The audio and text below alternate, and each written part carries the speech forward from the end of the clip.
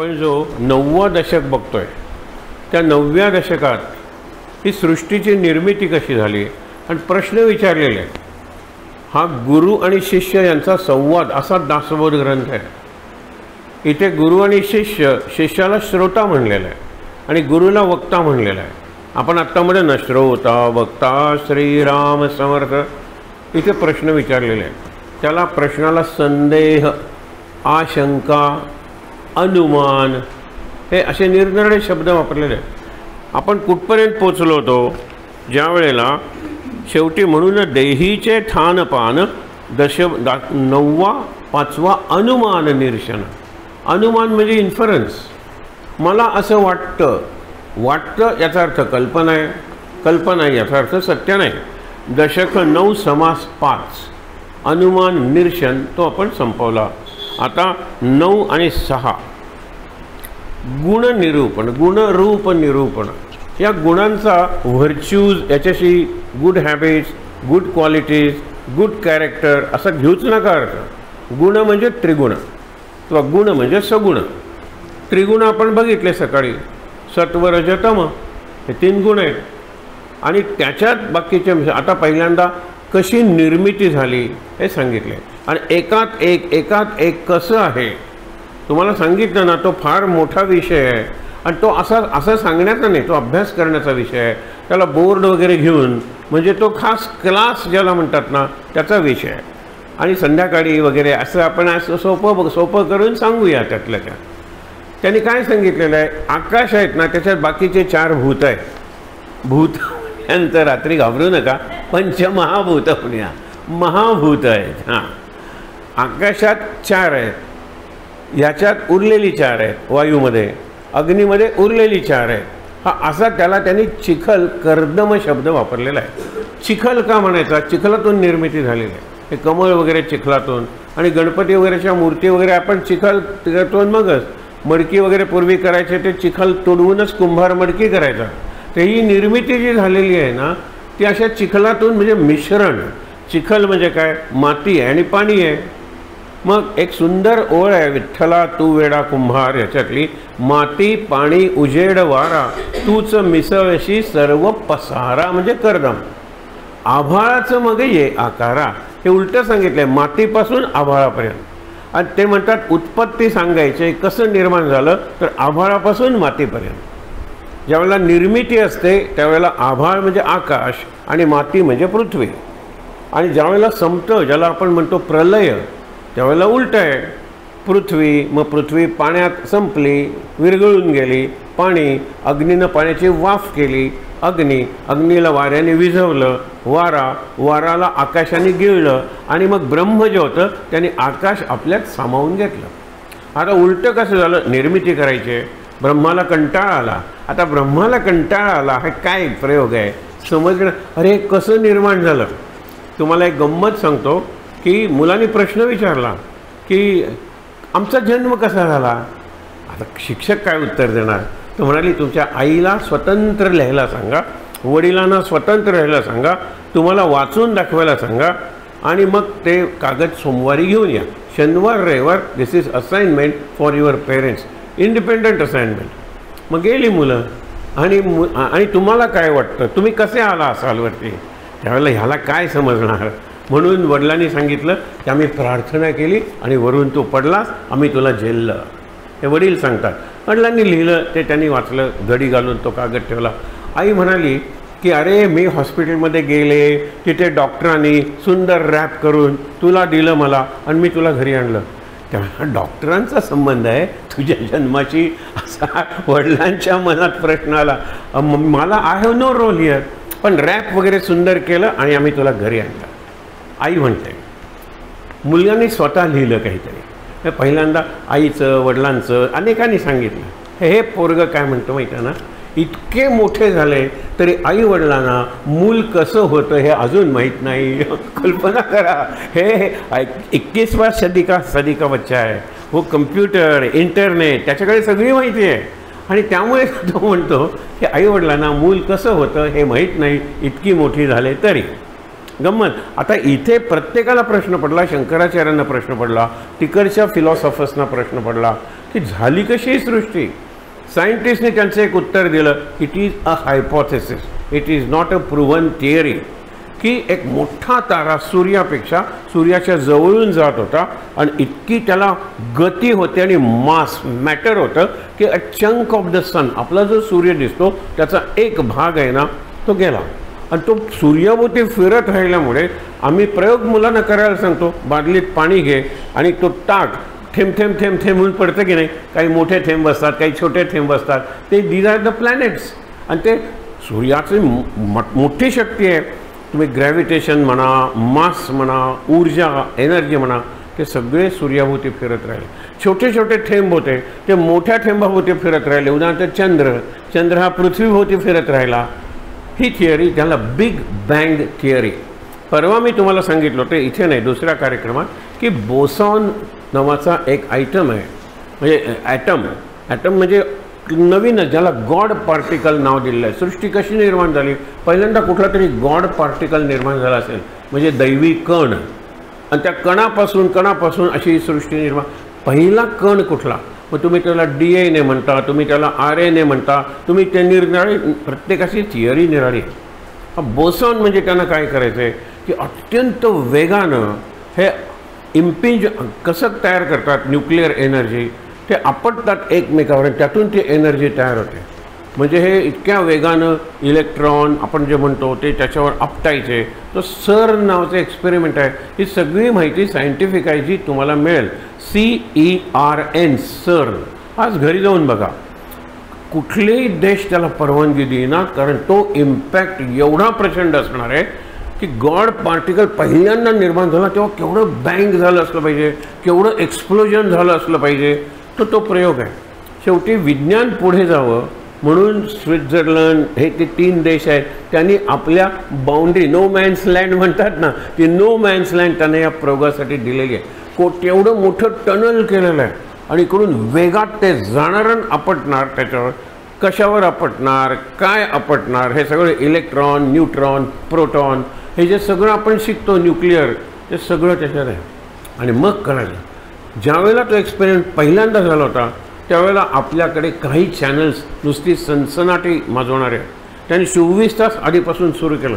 आपल्या पृथ्वीचं आयुष्य फक्त 24 तास आहे, आता 23 तास राहिले, आता 22 तास राहिले. कारण हा होईल त्यावेळेला पृथ्वीचं सगळं स्फोटून नष्टच होणार आहे. पृथ्वी झालं नाही, पण हा प्रयोग आहे ना तोही तेवढा यशस्वी झाला नाही.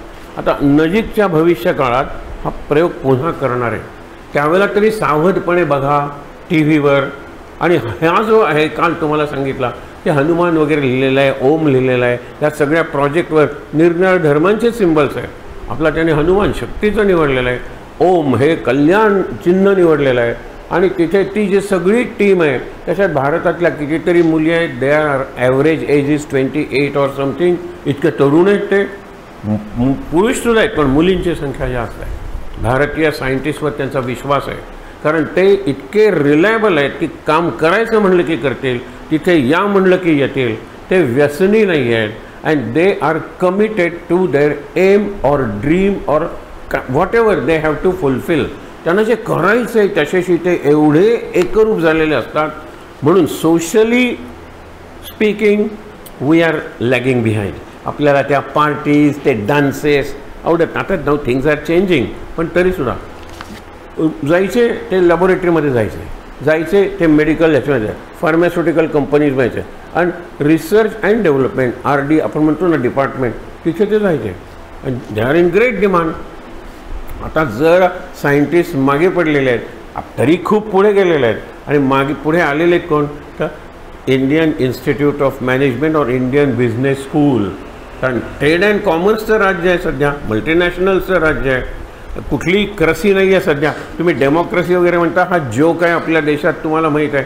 कुठलीही क्रसी किंवा कुठलाही ism, neither socialism nor communism, democracy, autocracy, whatever you say, जग चालणारच नाही आहे त्याने. जग फक्त मल्टीनॅशनल्स चालवत आहेत सध्या. मल्टीनॅशनल्स डिसाईड कुठल्या युद्ध सुरू झालं पाहिजे, कोणाला मारलं गेलं पाहिजे, कुठली पार्टी जिंकली पाहिजे, कोण पंतप्रधान झालं पाहिजे. झोक नाही आहे, लक्षात ठेवा. सगळीकडे हे चाललेलं आहे. त्यातल्या त्यात वी आर रेझिस्टिंग. आणि त्यांनाच सांगितलेलं आहे की अरे भारतातली संस्कृती टिकवा. Way of Indian way of life is the only way that will save humanity from total destruction. संपूर्ण विनाशापासून जर काही वाचवणार असेल तर भारतीयांची जीवन पद्धती किंवा हिंदूंची जीवनशैली ती नष्ट करू देऊ नका, हे लक्षात ठेवा. हे सगळ्यांनी सांगितलं आहे. म्हणून बऱ्यापैकी आपल्या देशात आहे तो इंटरफिअरन्स. मी का सांगतोय, कसं निर्माण झालं हे सगळं, ही थिअरी समर्थांनी सांगितलेली आहे ती पटण्यासारखी आहे. शंकराचार्य वगैरे सुनात फक्त ब्रह्म होतं, परब्रह्म होतं आणि फक्त ओम होता. ओम हा ध्वनी म्हणलात तर असा ध्वनी नाही आहे अ आ ए ई उ ऊ क ख ग असा ध्वनी नाही आहे, असा पसरलेला आहे. शेवटचा माणूस जो जगात जगेल त्याचे उरलेले क्षण कसे जातील यावर निरनिराळ्या लोकांनी निरनिराळं लेखन केलेलं आहे. तर त्यांनी the world will end not with a big bang but with a Whymper हा एकाने सांगितलेलं आहे, CAM जोड नावाच्या माणसाने. तुम्हाला काय वाटतं की सगळं बॉम्ब वगैरे टाकले सगळं जग झालं, कुणीतरी उरेल मग तो गुहेत जाईल आणि काही नाही आहे, सगळी जनावरं मेलीत, सगळी वनस्पती मेलेले आहेत, समुद्र वगैरे सगळे. हा शेवटचे श्वास मोजतोय, हा घाबरून गुहेत गेलेला आहे, त्याला स्वतःचा श्वास ऐकू येतोय आणि ऐकत ऐकत ऐकत he will breathe his last, तो शेवटचा श्वास घेईल. The world will end with a whimper not with a bang, हे त्यांनी सांगितलं आहे CAM जोडनी. त्याची एक विचारसरणी आहे. यांनी काय सांगितलं, ब्रह्माला कंटाळा आलो, एकटंच आहे, काही दुसरं नाहीच आहे. मग आता जग निर्माण करताना आपल्यातून ते निर्माण केलं, हे लक्षात ठेवा. आपल्यातून निर्माण करताना पहिल्यांदा सूक्ष्म, नंतर त्याच्यापेक्षा स्थूल, असं करत करत सगळ्यात सूक्ष्म काय आहे आकाश आणि सगळ्यात स्थूल म्हणजे कॉन्क्रीट काय आहे पृथ्वी, अशी क्रमक्रमाने निर्माण केली त्यांनी. आणि नंतर त्याच्यात त्रिगुण मिसळले, सत्व रज आणि तम, आणि याचं तुम्हाला सांगितलेलं परम्युटेशन अँड कॉम्बिनेशन, याचं मिक्सचर केलं, निरनिराळ्या प्रकारची कंपाऊंड्स तयार केले आणि ही एवढी जीवसृष्टी 84 लक्ष योनी आपण म्हणतो. So many species of birds, insects, animals. माणसाच्या स्पीशीज नाही आहेत पण माणसाच्यात स्वभाव आहे, माणसाला बुद्धी आहे, विचार करण्याची शक्ती आहे. त्यामुळे दोन माणसं एकसारखी कशी नाही, दोन जनावरं एकसारखी दिसतील. उदाहरणार्थ म्हशी, कसे फरक त्यांना ओळखतात मला माहीत नाही. म्हणून सरदारजी म्हणतो ही फास्ट ट्रेन मला दिलीत पण म्हैस अजून माझ्या पुढेच आहे. हो, रेल्वे ट्रॅकसमोर चरत होत्या, हो हा 120 160 वाढवतोय गाडी, तरी कुठली तरी म्हैस पुढेच आहे ना, आणि सगळ्या म्हशी सारख्या दिसतात. शिवी देतो ट्रेनला, काय अजून ती म्हैस पुढेच आहे. ही गंमत बघा. त्याच्यात डायव्हर्सिटी आहे, गायींच्यात डायव्हर्सिटी आहे. गायींचे रंग निराळे, गायींच्यात कॉम्बिनेशन्स आहेत, पांढरी तर पांढरी. श्वेत कपिला हा गोव्याची गाय आहे, लक्षात ठेवा. आपण ज्या वेळेला तुम्ही एकटे जा, आपण मिळून जाऊया, त्या मयेच्या तिथे जी गोशाळा आहे तिथे 400-500 श्वेत कपिला, they greet you, they have greeted the governor. आणि तो इतका त्याला इतकं आवडलं आणि त्याने घेऊन गेला. प्रत्येक वेळा तो 2 गाई घेतो, 2 गाई घेतो, 2 गाई घेतो. आता 10-12 गाई जमल्यात कुठे, गव्हर्नर्स पॅलेसमध्ये. बैल नेलाय की नाही मला माहीत नाही, पण गाई मात्र तिथे ऑल व्हाईट, एवढा सुद्धा दुसऱ्या रंगाचा टिपका नाही. की एरवी कपिला म्हणजे ब्लॅक, इथे श्वेत कपिला असं नाव दिलेलं आहे. आणि काय सुंदर ते चित्र असतं. म्हणून कृष्ण, बासरी, गोकुळ हे जे आहे ना ते तुम्हाला तिथे गेल्यानंतर अनुभव येतो. गेलेला प्रत्येक माणूस वेडा झालेला आहे. तिथे खूप छान, तुम्ही जर गाय दत्तक घेतलीत किंवा नुसतं बघायला गेलात, अप्रतिम वातावरण आहे. आणि मी तुम्हाला सांगतो ते लक्षात ठेवा, हे गायींना ट्रीटमेंट जी दिली जाते सेवा म्हणून, भक्ती म्हणून, हे लक्षात ठेवा. त्यांना जे खाद्य दिलं जातं विशेष प्रकारचं खाद्य आहे, योग्य वेळी time feeding, not cry feeding. मुलांना सुद्धा सांगतात डॉक्टर की टाईम फीडिंग द्या, क्राय फीडिंग नाही. मुलाला रडण्याची सवय लागते, कारण रडल्याशिवाय आई दूध देतच नाही. 12ला द्यायचं, 3ला द्यायचं, 6ला द्यायचं, फिक्स करा ना time. Time feeding is better. तर तिथे सगळ्या गायींना एवढं टाईम फीडिंग आहे. इतक्या वेळा आम्ही गेलो, कान देऊन ऐकायचा प्रयत्न केला, म्हणलं तुम्ही रेकॉर्ड करा, गाय हमरत नाही, हम्मा एकही म्हणत नाही. एवढ्या गायी, आता 2-3 हजार गायी आहेत तिथे. शेणाचा वास नाही, मूत्राचा वास नाही. शक्य आहे हे? जाऊन बघा ना तुम्ही. स्वच्छ सुंदर आणि वास का नाही, कारण त्यांना फीड जे दिलं जातं ते खास फीड आहे आणि त्या फीडलाच किती गोड वास येतो. मग ते टाकतात भारे वगैरे. तुम्ही एक दिवस राहा तिथे, आपण जाऊन राहूया. त्यांची इच्छा आहे की तुम्ही सगळ्या मंडळींना घेऊन या, एक रात्रभर तिथे कार्यक्रम करा, आम्ही तुमची सगळी सेवा करू. काय त्या सुंदर त्या मुली आहेत, तो अप्रतिम आहे.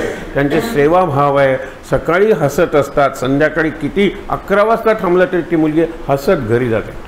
हे अवघड आहे, खरंच अवघड आहे. पण हा एक यज्ञ तिथे चालू आहे. हे तुम्ही तिकडे वळावत म्हणून मी तुम्हाला केवळ सांगितलं की असं असू शकतं. त्यामुळे काय की पहिल्यांदा ब्रह्माला कंटाळलं, ब्रह्मानं निर्माण केलं. ते कसं केलं हे आता वाचूया. त्यापूर्वी मी तुम्हाला 2 उदाहरणं देतो. फार सुंदर समर्थांनी सांगितलं. हे सगळे निसर्गात चालत होते म्हणून त्यांना निसर्गातली उदाहरणं मिळाली. पाचोळा पडलेला आहे, जो वाळलेला आहे, अमावस्येची रात्र आहे, कुठेही दिवा नाही आहे आणि ह्या एकट्याला घरी जायचं आहे, घर लांब आहे. हा आधी घाबरला आहे, कुणीच नाही. आणि त्या पाल्यावर पाय पडल्यानंतर कर कर कर कर वाजे पाऊलं आपुले म्हणे मागे कोण आले. परत 4 पावलं टाकल्यानंतर घाबरतो, मागे वळून बघतो. परत 4 पावलं टाकल्यानंतर वाजे पाऊलं आपुले म्हणे मागे कोण आले बघतोय. आणि नंतर म्हणतो की देवा तू पाव. आणि मग त्याला कल्पना येते. पहिल्यांदा तो शिट्टी वाजवतो आणि नंतर गुणगुणायला लागतो. न न न कंपनी मिळाली त्याला. तो आतून गुणगुणतो, ते कानातून बाहेरून ऐकतो. बाहेरून ऐकणं की त्याला संगत मिळाली, साथ सोबती मिळाल्या आणि अत्यंत आनंदात जातो. I am not alone. He is singing, he is humming, he is whistling. शिट्टी वाजवतो, गाणं म्हणतो, गुणगुणतो and he gets the company. ही कंपनी आली कुठून? आतून. हे लक्षात ठेवा. तसं ब्रह्माने आतून सगळं विश्व निर्माण केलं. आता मी जर शिट्टी वाजवली तर त्या शिट्टीत मी असेन की नाही? हो. पण शिट्टी म्हणजे मी आहे का? नाही. हे समजून घ्या तुम्ही. हे गाणं मी गातो, त्या गाण्यात मी आहे का? अरे गाण्यात लता मंगेशकर आहे ना, पण ते गाणं म्हणजे लता मंगेशकर आहे का? नाही. लता मंगेशकरनी गाणं गायलं आणि ती त्याच्यापेक्षा सेपरेट राहिली. हे माणसाच्या बाबतीत आहे. तर तिथे समजून घ्या. ब्रह्माने सगळं निर्माण केलं, सगळ्यात ब्रह्म आहे, पण ब्रह्मात काहीही नाही. बोलतोय ते कळतंय ना. आत्ता जरा सुरुवातीला मी सांगितलं, कारण नंतर हळूहळू आपल्याला कळायला लागलं ना की डोळे मिटणार आहे, आणखीन कळायला लागलं की जांभई येणार आहे, आणि सगळ्यात जास्त कळायला लागलं की तुम्ही झोपणार आहात, पण तुम्हाला परवानगी दिलेली आहे. मला शाप आहे, जागलंच पाहिजे. बोलताना बोलता बोलता झोपता येत नाही. हे मी का सांगतोय तुम्हाला? हे आता वाचायला सुरुवात करूया. माझा मित्र विचारतो हे अवघड आहे नाही? मी शब्द वापरला नाही कारण त्याला तो आवडला नसता. अवघड आहेच, पण अनावश्यक सुद्धा आहे. हे प्रत्येकाला कळायलाच पाहिजे असं नाही, पण दासबोधात आलेलं आहे. हे आपण करूया. ब्रह्माने आपल्यातून सृष्टी निर्माण केली आणि आपल्यातून केल्यामुळे त्यात ब्रह्म आलंच आलं. आई मूल, वडील निमित्त, आणि म्हणून आई वडिलांची हेरिडिटी येते, आजी आजोबांची हेरिडिटी येते ना मुला. थोडा हमारा थोडा तुम्हारा असा जो आधा आधा करत आपल्याला येणारा मुलगा, त्याच्यात दोघंही असणार, त्यांचे आजी आजोबाही असणार आहेत, त्याचे पणजी पणजोबाही असणार आहेत. हे जे असणं आहे ना ते अगदी मागेपर्यंत मागेपर्यंत मागेपर्यंत न्या सांगतात. आणि जिथे काहीच नसेल ना ते परब्रह्म आहे, त्याच्यापासून सगळा उगम आहे. पुढे पुढे येत चला. दुसरं उदाहरण दिलेलं आहे. गंगा कुठून निर्माण होते? अरे बापरे, आम्ही गंगेत वाहतच जायचं का? एक लक्षात ठेवा, गंगेत प्रेत वाहत जातं. जिवंत माणसांनी गंगेच्या विरुद्ध पोहायचं असतं. गंगेत काय काठी पडली, लाकूड पडलं, प्रवाहाबरोबर जातं ना.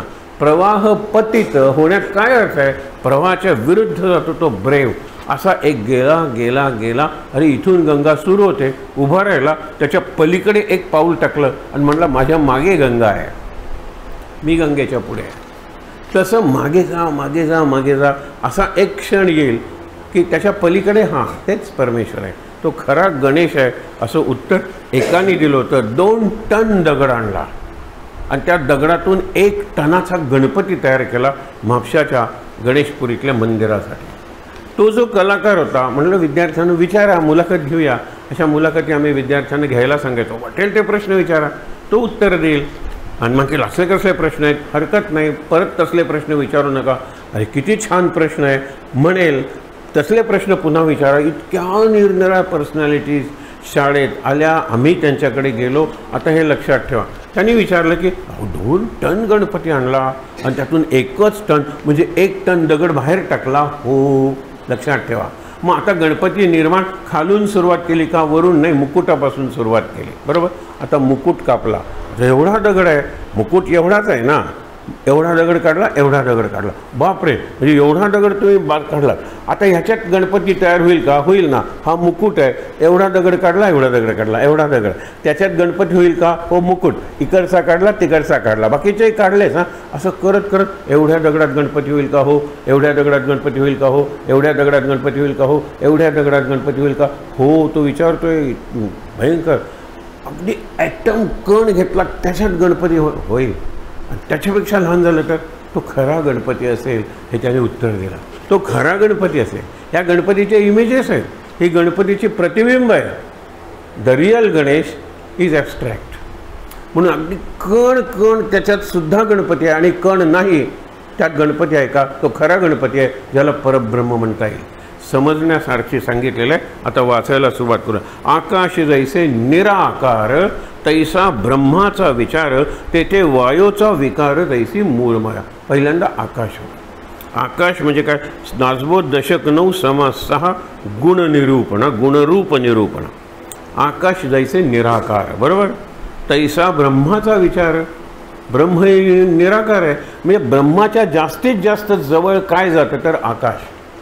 आकाशाच्या ब्रह्म जास्तीत जास्त जवळ, ब्रह्म जास्तीत जास्त जवळ कशाचं जातं तर सद्गुरूच्या. ही सद्गुरूची डेफिनेशन आहे. मला जर कळलं गुरु साक्षात परब्रह्म, गुरुर्ब्रह्मा गुरुर्विष्णू गुरुर्देवो महेश्वरा, ब्रह्मा विष्णू महेश आहेत, इतकंच काय, परब्रह्म दिसत नाही, गुरु दिसतो.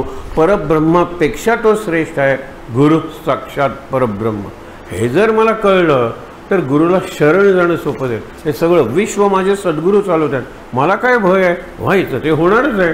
त्यांच्या जीवनात नाही झालं, 2 लग्न करावी लागली, 4 मुलं झाली, 4ही मुलं मेली. किती महाराजांचं चरित्र आहे. मग माझं काहीच नाही आहे त्या मानाने, आपल्याला काही नाही. किती जणांना द्रौपदीसारखी विटंबना सहन करावी लागलेली आहे. आता काही विकृत मनं कुठली सनसनाटी निर्माण करण्यासाठी एखाद्या स्त्रीची विवस्त्र मिरवणूक काढतात, हे कंडेमेनेबल आहे. किती स्त्रिया आहेत तो या 140 कोटीत, निदान 70 कोटी स्त्रिया आहेत. अर्ध आकाश त्यांनी व्यापलेलं आहे. स्त्रियांनी अर्ध आकाश व्यापले, पण पूर्ण अंगण व्यापलेलं आहे. ते आता अंगण म्हणजे क्षितिजापर्यंत पसरलेलं आहे, नो लिमिट. अगदी लक्षात घ्या. आणि त्यामुळे काय की ज्यावेळेला आपण विचार करतो स्त्रीचं कॉन्ट्रीब्युशन आणि पुरुषांचं कॉन्ट्रीब्युशन, स्त्रियांचं कॉन्ट्रीब्युशन हे नेहमीच जास्त आहे. पुढे आपण बघूया हे कसं निर्माण झालं. हे बघा, आकाश जैसे निराकार तैसा ब्रह्माचा विचार, तेथे वायोचा विकार जैसी मूळ माया. आता आकाशाला व्हायब्रेट व्हायला लागलं आकाश, त्यातून वायू निर्माण झाला. कल्पना बघा बरं, आकाश व्हायब्रेट होते, everything vibrates, molecule atom vibrate, प्रत्येक गोष्ट व्हायब्रेट आहे. आणि जे व्हायब्रेट आहे ते जिवंत आहे, म्हणून सगळीकडे चैतन्य आहे. हे ऋषींनी केव्हा सांगितलं? आता विज्ञान सांगायला सांगितलेलं आहे. सजीव आणि निर्जीव हा तुम्ही मुलांना समजण्यासाठी भेद करा, पण त्यांनी आणला अननस, बरोबर, जिवंत आहे तो, ते त्यांना पटतं. कापणारी सुरी जिवंत आहे ती, त्यात अग्नी आहे, त्यात निरनिराळ्या प्रकारचं चैतन्य आहे. ते धार चैतन्य नाही आहे का? त्यामुळे तो अननस कापला जात नाही का? मग ती मूठ लाकडाची सगळीकडे चैतन्य आहे. म्हणून याच्यात निर्जीव काहीच नाही आहे, सगळं विश्वशक्तीने भरलेलं आहे. म्हणून पहिल्यांदा अवकाश म्हणजे स्पेस, आकाश आपल्याला दिसणारं कंपन निर्माण झालं आणि त्यातून वारा निर्माण झाला. वारा वेगानं व्हायला लागला. पुढे काय झालं? हे दासबोधी असे बोलले, ज्ञानदशकी प्रांजळ केले. म्हणजे काय हो? हे दासबोधात सांगितलंय असे इथे म्हणतात. हा दासबोधच आहे की हे मी दासबोधात सांगितलंय. म्हणजे काय? पहिल्यांदा 20 दशकी दासबोध होता, आणि तो दासबोध असा आहे की तुम्हाला जर मुक्ती पाहिजे असेल तर प्रपंच सोडलाच पाहिजे. बायको आहे, मुलं आहे, काय मोक्षाच्या गप्पा मारता? तुम्हाला पूर्वेकडे जायचं आहे तर पश्चिमेकडे पाठच फिरवली पाहिजे. हा 20 दशकी दासबोध लिहिला आणि नंतर म्हणाले या दासबोधाला कुठलंही गिऱ्हाईक मिळणार नाही. छान आहे हो, पण आम्ही नंतर नेऊ. हं, हे काय प्रपंच करायचा नाही, बायको नको, मुलं नको, घर सोडून जा, संन्यास घ्या, हे असलं होतं समर्थांचं. मग ती भारतभर फिरल्यानंतर लक्षात आलं की समाजाचं कल्याण करायला असेल तर पहिल्यांदा समाजाची भाषा वापरली पाहिजे. दोन फार सुंदर शब्द आहेत. हे दीपक चोप्रा वगैरे म्हणायला लागले तुम्ही आम्हाला गुरु म्हणता, आम्ही काय नवीन सांगितलं आहे? 5-5 हजार वर्षापूर्वी जे ग्रंथात आमच्या सांगितले, जे ऋषी मुनींनी सांगितले तेच आम्ही तुम्हाला सांगतोय. फरक एकच आहे, ते संस्कृतमध्ये बोलले we have chosen your idiom and your medium. तुम्ही ज्या पद्धतीने बोलता त्या पद्धतीने आम्ही बोलतो आणि ज्या भाषेत बोलता त्या भाषेत आम्ही सांगतो. विवेकानंदांपासून सुरुवात केली. येस म्हणलं की वय 60च्या पुढे, या म्हणलं की 40च्या पुढे, या म्हणलं की ओ मॅन आला 20च्या खाली. स्त्रीला सुद्धा नो मॅन, व्हॉट मॅन. हे लक्षात ठेवा, ही इडियम आहे. तुमची इडियम आम्ही निवडली, पटलं ना तुम्हाला, बरोबर आहे. तुमची भाषा आम्ही निवडली तुम्हाला समजून सांगण्यासाठी, पण मागे ऋषीने 5000 वर्षापूर्वी सांगितलं. हे लक्षात घ्या तुम्ही. आम्हाला नमस्कार कर, नमस्कार त्यांना करा, अशा तो प्रसार व्हायला लागला. प्रचार नाही, प्रचार इज प्रोपॅगंडा, जो आता निवडणुकीचा करेल, बरोबर आहे ना. मग त्याच्यात सगळे येतात, पण प्रसार हा चांगल्या गोष्टींचा होतोच होतो. तो करावा लागत नाही, प्रसार होतो. आता इथे बघा, जे दासबोधी म्हणजे तुम्हाला सांगितलं जुना दासबोध म्हणतात त्याला, आणि ज्ञानदशके प्रांजळ केले. याचा जो ज्ञानदशक आहे त्याच्यात ते स्पष्ट करून सांगितलं आहे. पुढे आहे ना, ते येणार आहे सगळं. बघा, आपण सोपं करून सांगूया. आता ज्याने मूळ मायेत दाखविले पंचभौतिक. मूळ माया ही कशी माया आहे? ब्रह्माची ती शक्ती आहे माया, एवढं लक्षात ठेवा. ती मूळ माया आहे, तिच्यात जरा बदल झाला की ती गुणमाया बनते. गुणमाया, गुणक्षोभिणी वगैरे शब्द ती मी ओवी घेतलेली नाही, ती गुणमाया झाली. गुणमाया झाली की त्याच्यात 3 हे गुण आले. मग सत्वमाया, रजोमाया आणि आपण म्हणतो तमोमाया, हे झालं. त्याप्रमाणे निरनिराळे प्राणी निर्माण झाले, त्याप्रमाणे शेवटी माणूस निर्माण झाला आणि माणसात निरनिराळे हे प्रकार आले. कारण गुणांचं आणि पंचमभूतांचं प्रमाण प्रत्येकात निराळे आहे. आपल्यापैकी प्रत्येकात पृथ्वी तत्व निराळे आहे. पृथ्वी, आप, प्रत्येकाचे गुण सांगितलेले आहेत आणि ते गुण प्रत्येकाचे निरनिराळे आहेत. ठीक आहे, पुढे बघूया. तेथे जाणीव तो सत्वगुण. जाणीव म्हणजे ज्ञान, अवेअरनेस अँड कॉन्शियसनेस, जाणीव म्हणलेलं त्याला सत्वगुण. मध्य तो रजोगुण, म्हणजे थोडी जाणीव आहे आणि थोडी नेणीव आहे. म्हणजे थोडासा कॉन्शियस आहे, अवेअर आहे, I know it but I don't fully, मला कळत नाही पूर्णपणे. थोडं ज्ञान आणि थोडं अज्ञान म्हणजे रजोगुण, आणि पूर्ण अज्ञान म्हणजे तमोगुण. हे लक्षात ठेवा.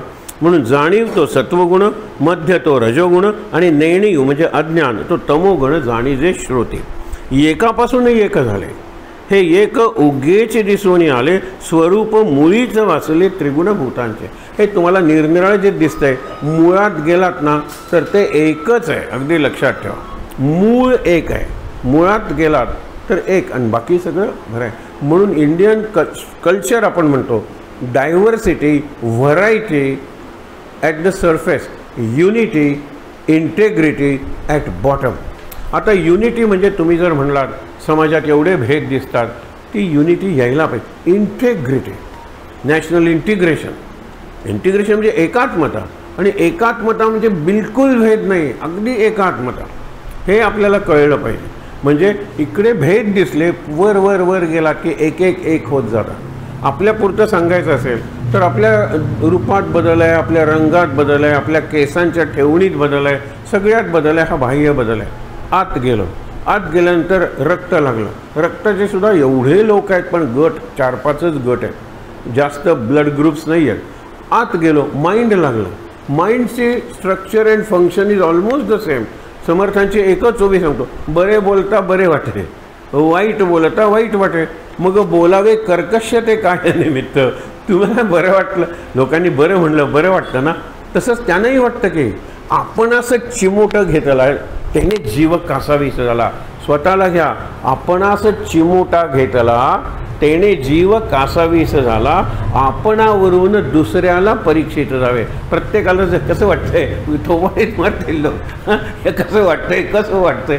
चिमटा दुसऱ्याला कशाला घेता? जे तुला तेच इतरांना, हे लक्षात ठेवा. म्हणून तुम्हाला जे चांगलं वाटतं ना तसंच दुसऱ्याची वागा. तुम्हाला जे आवडतं ना ते लोकांना तुम्ही देण्याचा, लोकांना आवडेल न आवडेल पण हे मला आवडतं हे मी तुम्हाला देतो आहे, हे फार महत्त्वाचं आहे खरंच. अगदी हे दासबोधी असे बोलिले, ज्ञानदशकी प्रांजळ केले, मूळ मायेत दाखविले पंचभूत. झालं, एकापासून एक झाले, हे एक उगेचे दिसून आले, स्वरूप मुळीच भासले. म्हणजे एक एक असं करत तुम्हाला पृथ्वी आप हे निराळं दिसतंय, मुळात एकच आहे, मुळात एक आहे. म्हणून तुम्हाला सांगितलं होतं कधी कधी गांधीजी वगैरे, कधी कधी नाही, मला तर गांधीजी कायमच आवडतात. तुम्ही व्हॉट्सॲप युनिव्हर्सिटीचे विद्यार्थी आहात म्हणून तुम्हाला गांधी, नेहरू काय केवढी मोठी माणसं होती हो. काय इंग्रजी, काय लेखन, आम्ही तिकडे बघतच नाही. हे ओढत होते, त्याचं तिच्याशी भानगड होती, ते हे करत होते. हे काय मोठ्या माणसांचा अभ्यास करायची काय पद्धत आहे काय? बिलकुल नाही आहे. अरे गांधीजींसारखं इंग्रजी लिहिता येत नाही. He is declared as MP in English, ज्याला हाऊस ऑफ कॉमन्स म्हणतात ना पार्लमेंटमध्ये. Gandhiji is the only MP, real MP. MP is not member of parliament. MP is master of prepositions. English is प्रेपोजिशन्सची भाषा आहे. हेडमास्टर कुठे? अरे जस्ट पास्ट अवे, त्याला म्हणायचे पास बाय, पास बाय म्हणायचे. पास अवे म्हणले की मेले की काय, हे काय बरंही वाटलं, गेले बिचारे.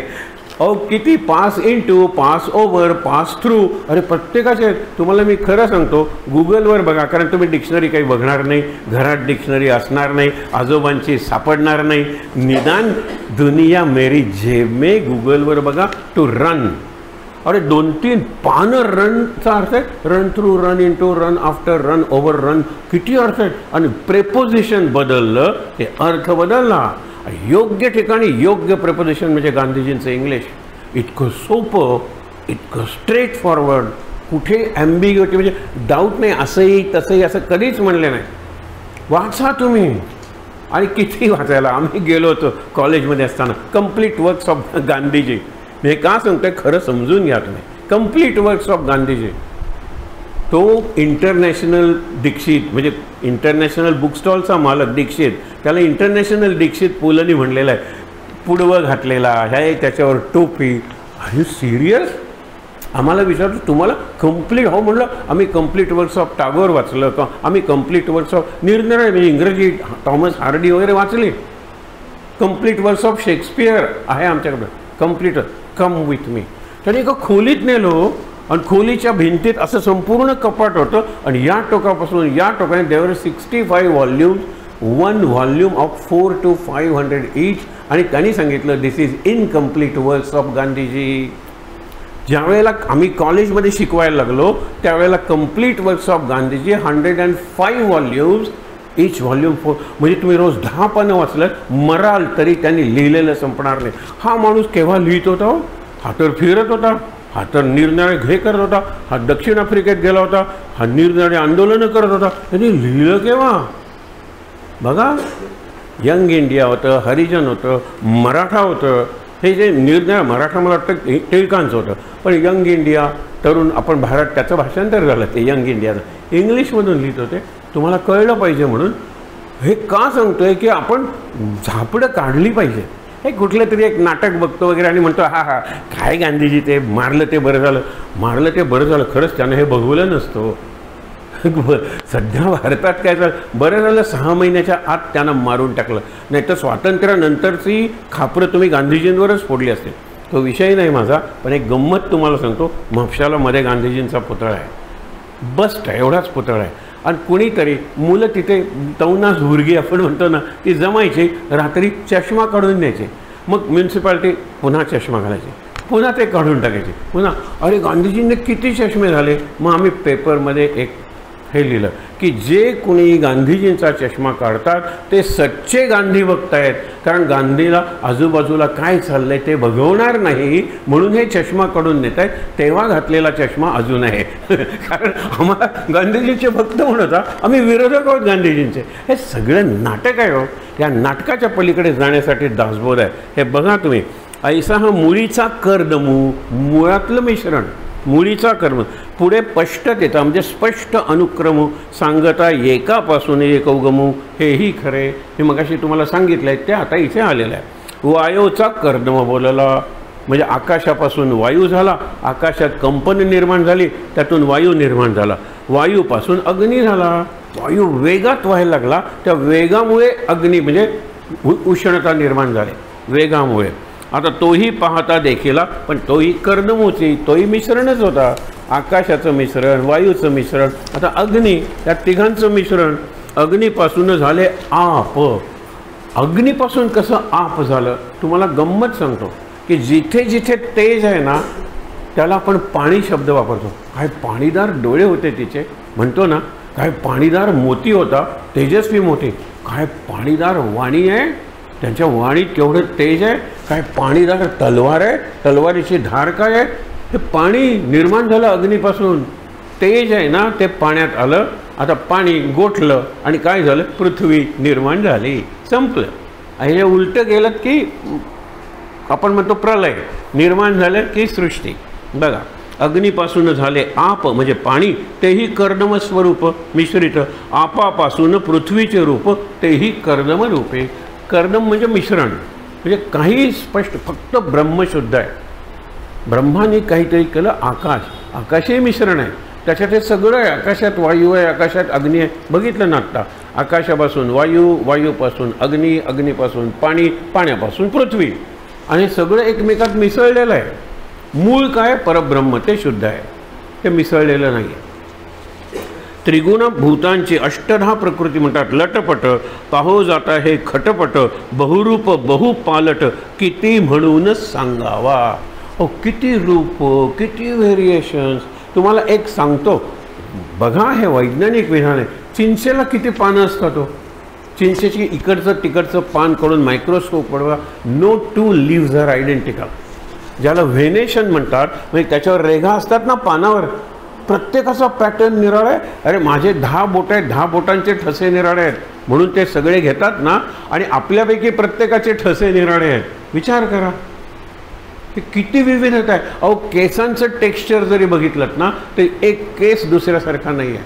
ही केवढी व्हरायटी आहे, ही कशी निर्माण केली, किती म्हणून सांगू. शेवटी ते म्हणतात ना, किती म्हणून सांगावा. आपण पुढे जाऊया, किती म्हणून सांगावा. आणि ये प्रकृतीचा निरास विवेके वारावा सावकास, मग परमात्मा परेश अनन्य. हा निरास, आत्ता मांडणी केली ना, आता संहारणी, उभारणी झाली. आता उलट पृथ्वी, पृथ्वीनंतर आपण बघितलं आप, आपापासून तेज, तेजापासून वायू, आणि वायू आकाश, आकाश गेलं ब्रह्म. हे उलटं जा, उलटं जा हे त्यांनी सांगितलेलं आहे. सुलटं येणं गंगेत काय प्रेत पडलं तरी वाहतं सांगितलं ना, उलटं जाणं महत्त्वाचं आहे. आणि कुठलाही जिवंत मासा प्रवाहाच्या दिशेनं पोहत नाही. मुद्दामून बघा, मासा नेहमी आणि मासा इकडून व्हायला लागला प्रवाहाच्या दिशेने की समजा तो मेलेला आहे. विचार करा. आणि हेच महत्त्वाचं आहे. आणि हेच गीतेत सांगितलेलं आहे की यस्याम म्हणतात ना की ज्यांचा दिवस असतो त्यावेळेला ज्यांची रात्र असते, आणि बहुतांश मेजॉरिटी लोकांचा ज्यावेळेला दिवस रात्र असते त्यावेळेला यांचा दिवस असतो. म्हणून आम्हाला एक कविता होती इंग्लिशमध्ये, मला त्या ओळी खूप आवडायच्या. हाईट्स, तुम्हाला विचार काय हाईटवर हा नेता आहे, काय हाईटवर हा कलावंत आहे, काय हाईटवर हा क्रीडापटू आहे, काय हाईटवर हा शिक्षणतज्ञ आहे, काय हाईटवर हा शेतकरी आहे. प्रत्येक क्षेत्रात हाईट आहे. So heights attend by the great were not achieved by a sudden flight. ज्या लोकांनी उंचीवर पोचले ते सडन फ्लाईटने गेलेले नाही. दे व्हाईल अदर्स स्लेप्ट, झोपले होते, were working through out night, रात्रभर काम करत होते. हे दिवसा झोपत असतील. दिवस आणि रात्र याचे घेऊ नका. मी तुम्हाला एक उदाहरण देतो, 2 उदाहरणं देतो माझ्या अनुभवाचे. माझ्या मित्राकडे गेलो होतो, तो फाजंदात काम करत होता. पिऊन सांगत आलं, ए सकल आळमे आले, आळमे येतातच तुम्हाला सगळं रिकामं हो.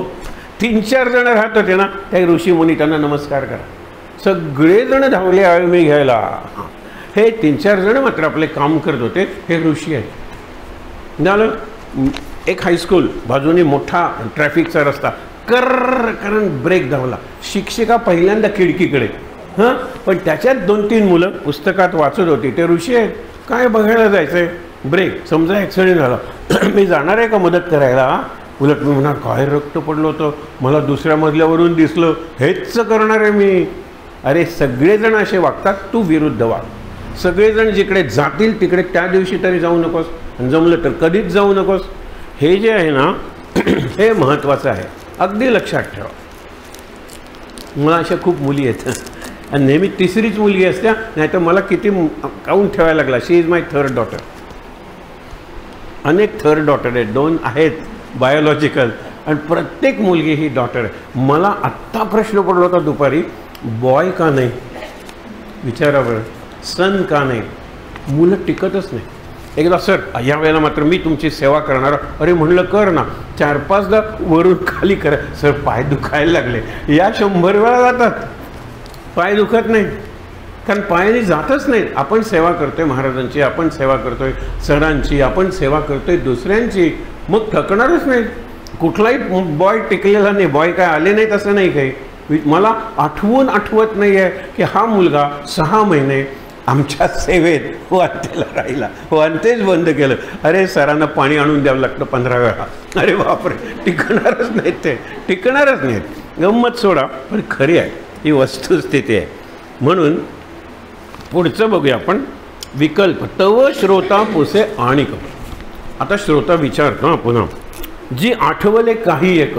हां, आता मला आठवलं, आणखीन काहीतरी विचारायचं. जन्ममृत्यूचा विवेक मज निरोपावा. जन्ममृत्यू काय भानगड आहे? तुम्ही म्हणता की मेल्यानंतर पुन्हा जन्माला येतो, हे कसं? आपल्यालाही तेच वाटतं, ज्याला जाळलेलं आहे तो परत कसा येणार आहे? भस्मीभूतस्य देहस्य पुनरागमनम कुठा. अरे माझ्या आजोबांना जाळलं आहे, आता परत कसे येणार आहेत ते? नाही ना, त्यांनी केलेलं कर्ज तुला फेडावं लागणार आहे. त्यांना जे निरनिराळे दुर्गुण होते त्यामुळे तुमच्या कुटुंबाची जी अपकीर्ती झाली ती तुला भरून काढावी लागणार आहे. आजोबा गेलेले नाही आहेत, आणि ते खरंच जावेत म्हणून मग 12वा दिवस, वर्ष श्राद्ध, छातीवर येऊन बसू नये रात्री मध्यरात्री. कोण आले? आजोबा. नाही, आजोबा 2दा श्राद्ध करतो का तुमचं? म्हणून हे सगळे जे आहे ना, ती सगळी गंमत. ह्यांनी हा प्रश्न विचारला आहे, ज्याला पुरलं किंवा जाळलं तो पुन्हा कसा येतो? फार सुंदर उत्तर दिलं, लक्षात ठेवा, आणि ते खरं उत्तर आहे. विचार करा. तव श्रोता पुसे आणिक, जी आठवेले काही एक. जन्ममृत्यूचा विवेक मज निरोपावा. कोण जन्म असं झालेले आणि मागुता जन्म घेते, हे प्रत्यय कैसे आहे ते कोण्या प्रकारे? एक जन्म झाला तो पुन्हा जन्माला आला, हे कसं सिद्ध कसं करणार? हे आम्हाला कळणार कसं? मग गरुड पुराण वगैरे, हा आत्म्याचा प्रवास वगैरे सगळी वर्णनं सांगितलेले आहेत हिंदी सिनेमात. हा मुलगा त्या ज्यावेळेला DNA वगैरे नसायचं, हां, आताच विज्ञान पुढे गेलेलं आहे. आम्ही कॉलेजमध्ये असताना हा मेला आहे, तो मुलगा असा करतो कारण त्याचे वडील असे करत होते, जे अपघातात मेले आणि नंतर याचा जन्म झाला, किंवा असं काहीतरी करेल. असल्या पण मॅनरिझम्स घेतो का सांगा बरं? आपण केसांचा रंग घेऊ, आपण थोडासा IQ घेऊ, आपण स्वभावाचा काहीतरी घटक घेऊ, आपण अशा मॅनरिझम जे शरीराच्या सवयी आई वडिलांच्या घेत नाही. लक्षात ठेवा, नाही घेत. मग आपण घेतो काय? हेरिडिटी घेतो. म्हणजे घेतो काय? जीन्स घेतो. जीन्स म्हणजे काय? मग DNA, आपण निरनिराळे गुण घेतो. ठीक आहे ना, पण जाळल्यावर ते गुण घेऊन मी पुन्हा कसा जन्माला येतो? आपण प्रारब्धाचा जो सिद्धांत म्हणतो ना, तो हा सिद्धांत आहे. ब्रह्मा जन्माचं घालेतो तुम्ही म्हणता, विष्णू प्रतिपाल करतो, पालन करतो तुम्ही म्हणता, रुद्र अवघे संहारतो, शंकर सगळ्याचा संहार करतो तुम्ही म्हणता. ऐसे म्हणते लोक म्हणतात, बरोबर. तरी हे प्रवृत्तीचे बोलणे, हे संसाराचं बोलणं झालं. मग काय? प्रत्ययाचं आणि होणे. प्रत्यय पाहता श्लाघ्यवाने होणार नाही. त्याचा प्रत्यय कसा येणार आहे? कधी कधी विचार येतो, हां, आपली आई आता कुठे असेल, कुठे गेली असेल? तिने जर पुन्हा जन्म घेतला असेल तर कुठे घेतला असेल? एक कल्पना करायला काय हरकत आहे? आपली अगदी जवळची व्यक्ती जाते, कधी कधी विचार करा तर कुठे असेल? नाही, ते परत जन्म येतात एकाच ठिकाणी, मग ती कुठे आलेली आहे हा विचार केला पाहिजे. बरं ठीक आहे, पुरुषच होईल, स्त्रीच होईल असं काही नाही. आणि म्हणून 100 वेळा पूर्वीच्या स्त्रिया म्हणायच्या, बिचाऱ्यांना काम करायला एफिशियन्सी नसायची, मोठी कुटुंब असायची, देवा पुढचा जन्म स्त्रीचा नको रे, असं म्हणत जर एखादी बाई मेली, पुढचा जन्म देवा स्त्रीचा नको रे, तर खरंच तिला स्त्रीचा येणार नाही. शेवटची इच्छा आहे तिची, अंत्यमती सागते, पुढचा जन्म पुरुषाचा आलाच म्हणून समजा, वगैरे वगैरे. मला काय म्हणायचं आहे की ब्रह्मजन्माचं घालतो. मग हे झालं ब्रह्म्याचं कोणी जन्माचं घातले? ब्रह्माला कोणी जन्माला घातलं? विष्णूचं कोणी प्रतिपाळले? विष्णूचं पालन कोण करतं? आणि रुद्राचं कोणी संहारले महाप्रलयी? त्यावेळेला या सगळ्यांचा नाश होतो. परत फक्त परब्रह्म असतं, परत फक्त ओंकार असतो.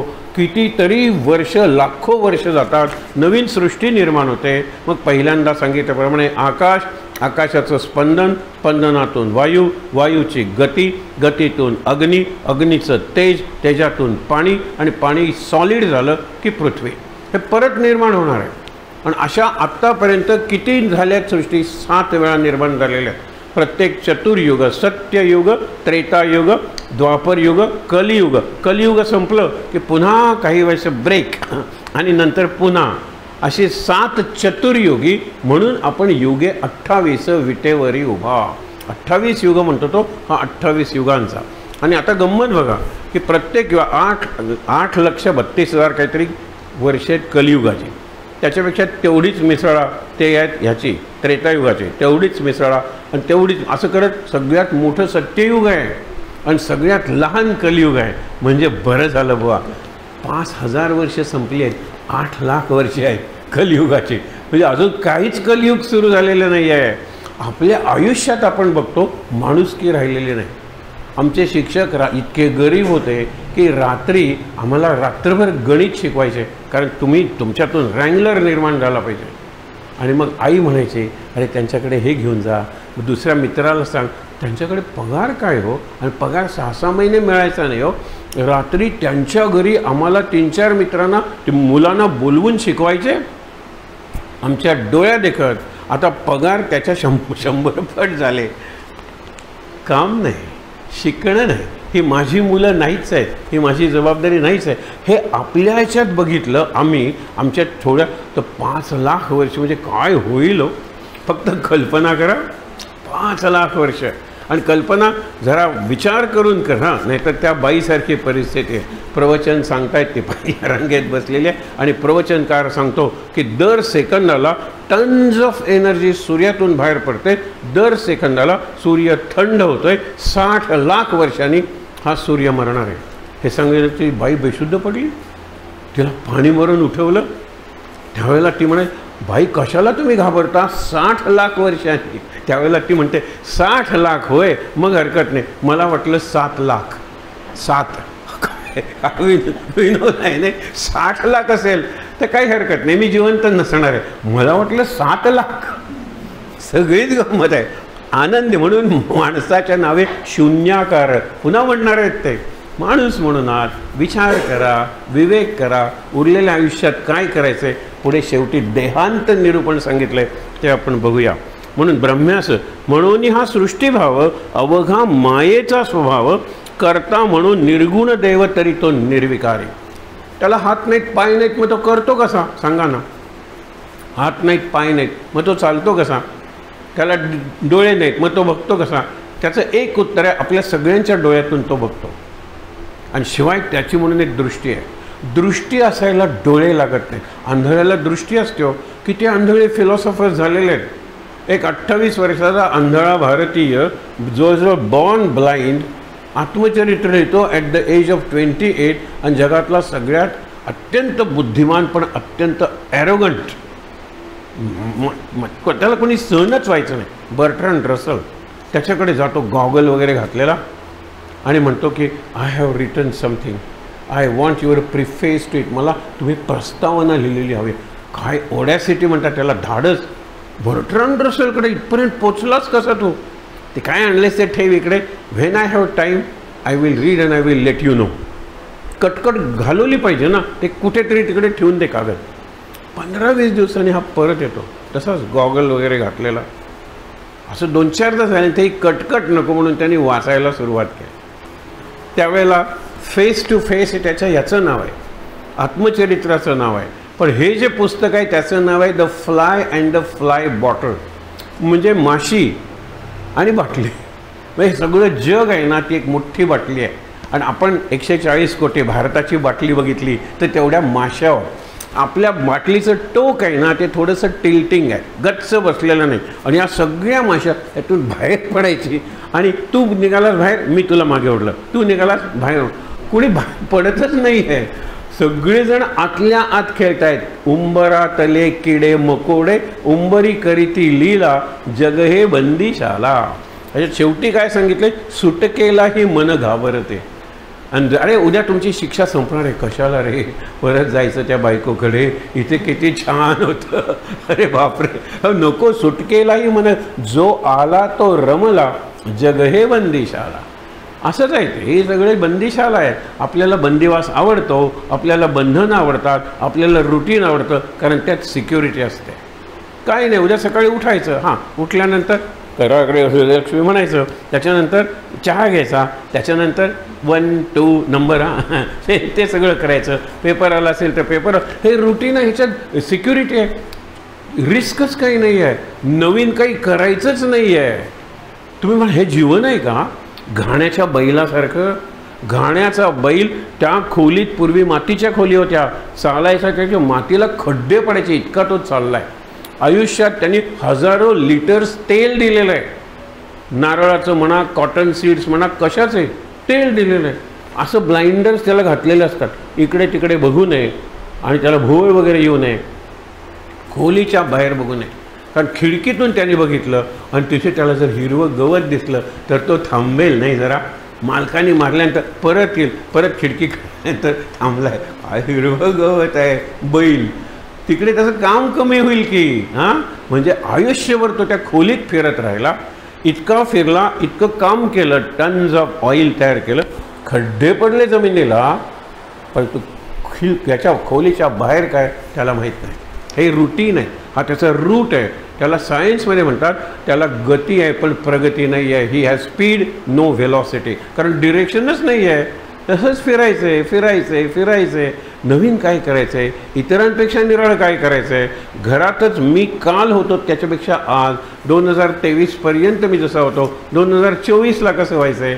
अजून आले ना 12-1 दिवसात नवीन वर्ष सुरू होणार आहे. विचार केव्हा करणार होता पण? हे उरलेले जे दिवस आहेत, आज संपलं, घरी गेलो, शांतपणे विचार करूया, लिहून काढूया.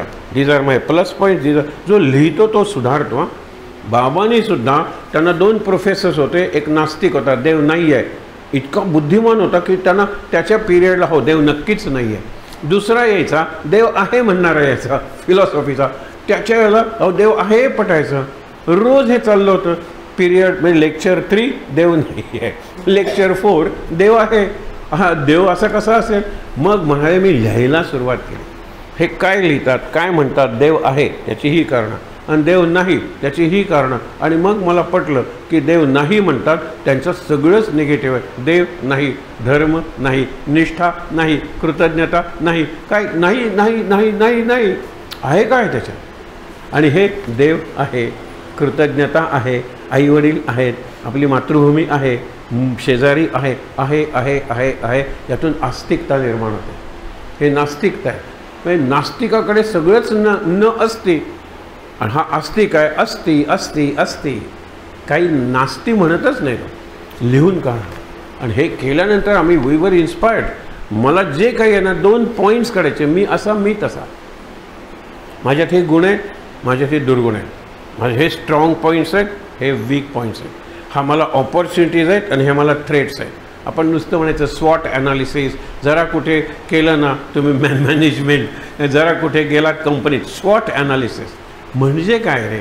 ते दुसऱ्यांनी कशाला तुला सांगायला पाहिजे? तू करणार. Strengths, weaknesses, opportunities. ऑपॉर्च्युनिटी आहे पण देर आर थ्रेट्स बाहेरून आणि आतून. मी खूप हुशार आहे पण मी मेडिकलचा सहन करणार नाही खर्च, ही थ्रेट आहे. मला टॅलेंट आहे, माझ्याकडे बुद्धी आहे, मला ॲडमिशन मिळू शकते, पण माझ्याकडे फी नाही भरायला, ही आउटसाईडची थ्रेट आहे. दुसऱ्या थ्रेट कुठली आहे? मी अगदी गेलो, मला ॲडमिशन मिळाली, पण ते प्रेत फाडायला काही तयार होईना. तरी आई लहानपणापासून निदान तरी वांगी तरीची काकडी तरीची सवय काहीतरी झाली पाहिजे, हे सगळं आहे. प्रेत नाही फाडायला. ओ पहिल्या टर्मनंतर मेडिकल सोडून जाणारी मुलं आहे. रक्त बघितलं की नको वाटतं, पण सुरुवातीला मेडिकल ऑन पेपर्स ही माझी आतली थ्रेट आहे. मी ते होऊच शकलो नसतो. बघा हे माझ्या थ्रेट्स कुठल्या आहेत. अपॉर्च्युनिटीज खूप आहेत, पण हे मला नाही, ह्याच्यामुळे जमणार नाही, त्याच्यामुळे जमणार नाही. काढा. मग मी ह्या थ्रेट्स जे आहेत त्याचं अपॉर्च्युनिटीत रूपांतर कसं करणार, डिफिकल्टी आहे त्याचं संधीत रूपांतर कसं करणार, हा विचार करून आपण स्वतःला सुधारायचं. पुढे म्हणून हा सृष्टीभाव अवघा मायेचा स्वभाव, करता म्हणून निर्गुण देव तरी तो निर्विकारी, वक्ता म्हणे हो ऐका, अवघे पाषांड करू नका, कुतर्क करू नका. विचार करा. पण उगीच हे असं कसं असेल, त्याच्यात काय अर्थ आहे, त्याच्यात काय अर्थ आहे, ह्यांनी काय होणार आहे, त्यांनी काय होणार आहे, असा तर्क करू नका. त्याला पाषांड म्हणजे पाखंड. अनुमान असेल तरी विवेका अवलोकावे. विवेक केला तर अनुमान म्हणजे इन्फरन्स, कल्पना. मला असं वाटतं, माझी अशी कल्पना आहे, पण प्रत्यक्ष तिथे पोचलो की ती कल्पना जाते. अरे हे असं आहे होय, ठीक आहे. हिमालय कसं आहे मी बघितला नाही वगैरे, ठीक आहे, पण मी चित्र बघतो, मी त्याच्या सीडीज बघतो, हे सगळं बघतो, हळूहळू कल्पना येते. प्रत्यक्ष हिमालयात अरे केवढं भव्य आहे. मग माझा अनुमान जे असतं, इन्फरन्स जो असतो, त्याचं माझ्या अनुभवात रूपांतर होतं. अनुमान ही कल्पना आहे, अनुभव ही रियालिटी आहे.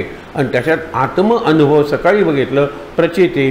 त्या मेट्रननी एवढी बाळंतपण केली, इतकी बाई त्यांना आई बनवलं, पण स्वतः आई झाली नाही. म्हणून आई होणं म्हणजे काय हे तिला माहीत नाही. हे लक्षात ठेवा. नुसतं वाचून होणार नाही, आत्मप्रचिती, स्वतः अनुभव घेतला पाहिजे. प्रयत्नविण कार्य झाले, जेविल्याविण पोट भरले, ज्ञानेविण मुक्त झाले, हे तो घडे ना. प्रयत्न पाहिजे. स्वय आपण जेवला त्याचं वाटे लोक झाला, परंतु हे समजताला घडले पाहिजे. आता कृष्ण एखादा द्रौपदीचं ते पान खातो, त्या सूर्याच्या थाळीला लागलेला, आणि ढेकर देतो, आणि आपण म्हणतो ब्रह्मांड हे तृप्त झाले. सगळ्या ब्रह्मांडाने ढेकर दिला, सगळेजण. कृष्ण येतो, तो कृष्ण म्हणजे साक्षात परब्रह्म आहे. पण आपण मी खाल्लो ना, चला आता सगळ्या कुटुंबाचं जेवण झालं असं समजूया. हे बाकीचेच झाले असं समजू नका. तुम्ही सांगितले झाला म्हणजे प्रसन्न झाला. मग नंतर धाकटा मुलगा म्हणतो, बाबा उद्या मी जेवे ना, आणि सगळं कुटुंब रोज बाबा जेवणार आणि सगळ्या कुटुंबाचं जेवण झालं डिक्लेअर करणार. म्हणून सांगितलेलं आहे, स्वय आपण जेवला त्यास वाटे लोक झाला, म्हणजे लोक तृप्त झाले, हे तो समजताला घडले पाहिजे. सगळ्यांचं पोट भरलं पाहिजे. पोहणे शिकला तो तरेल, पोहणे नेणे तो बुडेल, येथेही अनुमान करीला ऐसा कवणा. सांग, इथेही तुम्ही तर्कच करणार का? दिसते धडधडीत पोहता येत नाही, मरेल, बरोबर. त्याला चालता येत नाही, म्हणजे पोहणं झालं, बुडेल, इथे अनुमान. तैसे त्यास ज्ञान झाले, ते तितुकेच तरले, ज्याचे बंधन तुटले तोची मुक्त. ज्ञानाला महत्त्व दिलेलं आहे. ज्ञान ही पॉवर आहे. सा विद्या या विमुक्त आहे, तुम्हाला सोडवते ना, ती सरस्वती आहे. ते ज्ञान आहे, ती विद्या आहे. सोडवते म्हणजे कशातून? भीतीतून, अंधश्रद्धेतून. बघा ना, माझ्या विषमता वगैरेच्या कल्पना आहेत, त्यातून सगळ्यातून सोडवते. Knowledge is power. ज्ञान ही शक्ती आहे, ही मुक्ती आहे. सरस्वती मुक्ती देते, तर गणपती शक्ती देतो, बुद्धीची शक्ती देतो. हे महत्त्वाचं आहे. म्हणून काय सांगितलेलं आहे की इतुकेनं आशंका तुटली, त्याने मोक्षप्राप्ती झाली. विवेक पाहता बाणली अंतरस्थिती. विवेक केला तर अंतरस्थिती. आता अंतरस्थिती म्हणजे काय? शेवटचा तो येईल. आता देहांत निरूपण आहे. आतली स्थिती, तो आतच राहील. तो त्याला आत्मक्रीड, आत्मरत, आत्ममिथुन, सगळं आत्म. त्याला खेळायला पार्टनर लागतच नाही. लक्षात ठेवा. कृष्णाचा श्वास बासरीतून गेला की त्याचं संगीत बनतं. कृष्णाला मुद्दामून संगीत निर्माण करावं लागत नाही, पण इतरांना त्याचा आनंद मिळतो ना, म्हणून कृष्ण इतरांचा झाला. He was totally detach. Krishna कशालाही चिकटला नव्हता. पूर्णपणे निर्लेप, पूर्णपणे अनासक्त, पूर्णपणे अलिप्त असा कृष्ण होता. अंतरस्थिती ती आहे. जो आत राहतो ना, तो बाहेर देहानं काहीतरी करेल. रामाला लक्ष्मणाने विचारलं, तू एवढा शांत कसा राहतोस? तो म्हणतो मी अंतस्त्यागी आहे, बहिर्भोगी आहे. देहानं माणूस आहे म्हणून निरनिराळे भोग घेतो, आतून मी त्यागी आहे, मला कशाचीच गरज पडत नाही. बघा पुढे, ज्ञाता सुटला ज्ञानमध्ये. ज्ञान मिळालं की त्यात, परंतु जन्म कैसा बद्धाते, बद्धाचे काय जन्मते अंतकाळी. सगळा जर तो बद्ध माणूस आहे, अज्ञानी माणूस आहे, मेला, त्याला जाळलं तर पुढे जन्माला कसा येणार आहे हे तुम्ही सांगा. बद्ध प्राणी मरून गेले, तेथे काहीच नाही उरले आणि जाणीवेचे विस्मरण झाले मरणापूर्वी.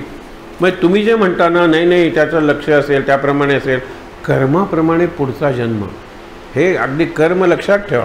म्हणून आपण ती नेहमी ओवी म्हणतो, फार सोपी आहे, फार खरी आहे ती. ज्या क्षणी तुम्ही कुठेही मरा ना, तुमचं धन आणि तुमची भूमी म्हणजे प्रॉपर्टी राहिलं जेथल्या तेथं. हा तुम्ही मेलात म्हणून लॉकरमधले दागिने शेवटचा तरी त्याच्या गळ्यात जाऊया म्हणून हार जाणार आहे, हे करणार आहे, नाही काही नाही, ते लॉकरमध्येच राहणार आहे. आणि तुम्ही कुणाला लॉकरची किल्ली कुठे म्हणून गुप्त ठेवलीत, मरताना सांगू, मरता केव्हा करणार आहे तो. आमच्या मित्राचं काही किलो सोनं आहे, आता मला वाटतं बँकेने फोडलं असेल तर त्याचे 3-3 लॉकर, पण कोणाला सांगितलंच नाही शेवटपर्यंत. गंमत बघा. आणि काही केलं होतं म्हणजे काय, विकायला नेलं होतं. आणि माझी मिसेस या बाबतीत तिचा परिचय चांगला होता, तू आमची टीचर म्हणून सांगतो, आत्ता विकू नको, 6 महिन्यात किमती 1.5 होणार आहेत. म्हणून त्यांनी परत नेलं, लॉकरमध्ये ठेवले. कुठेतरी एसटीतून जात असताना लघवीसाठी उतरले, तिथे हार्ट अटॅकने मेले. धनभूमी राहिलं जेथल्या तेथं.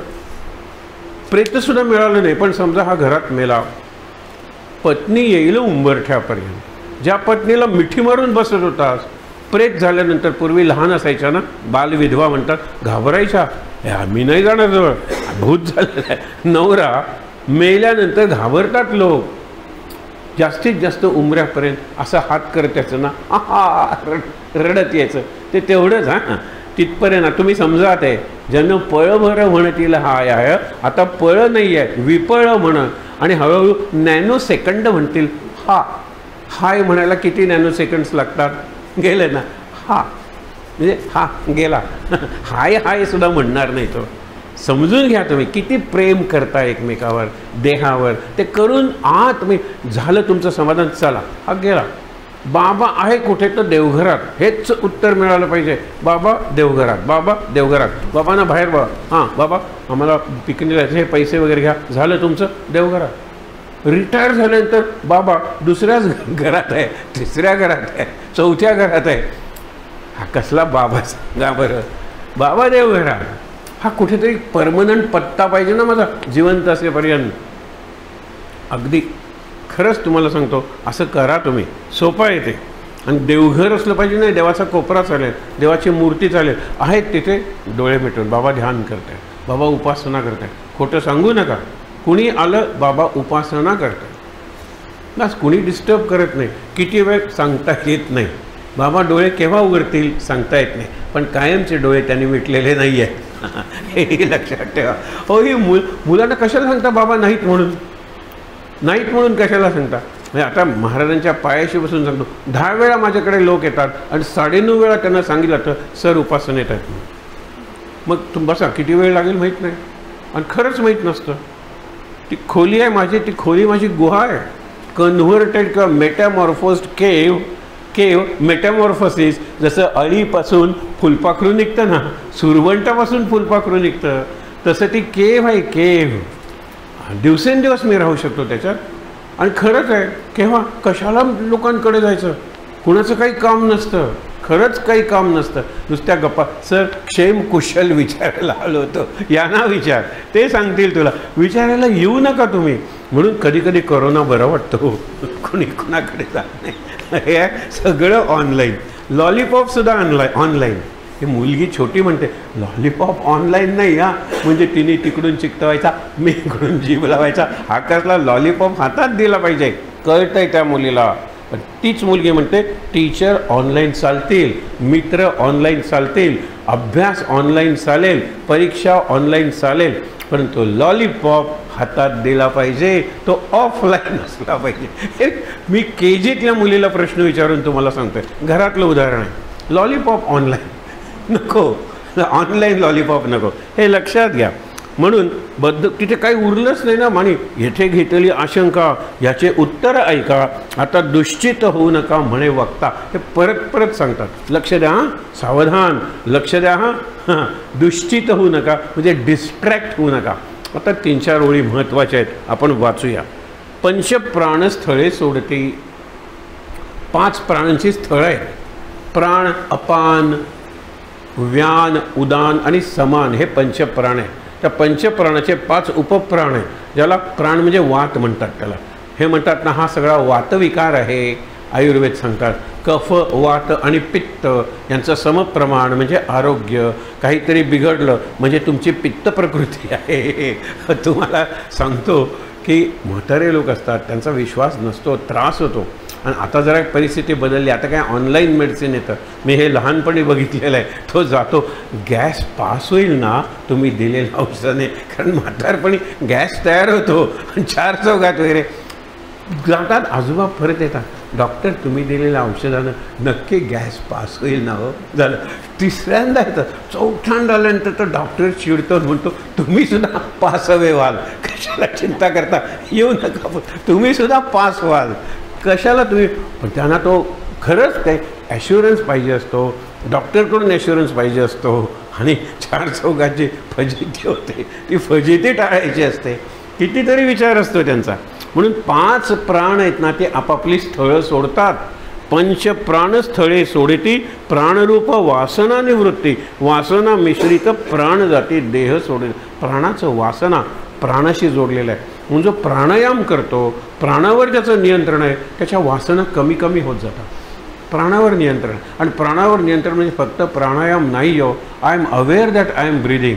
आता मी श्वास घेतोय, श्वास सोडतोय, श्वास सोडतानाच मी बोलतो की श्वास घेताना मला बोलता येत नाही, पण मी ज्या अर्थी बोलतो आणि पुन्हा बोलतो त्या अर्थी श्वास घेत असलं पाहिजे.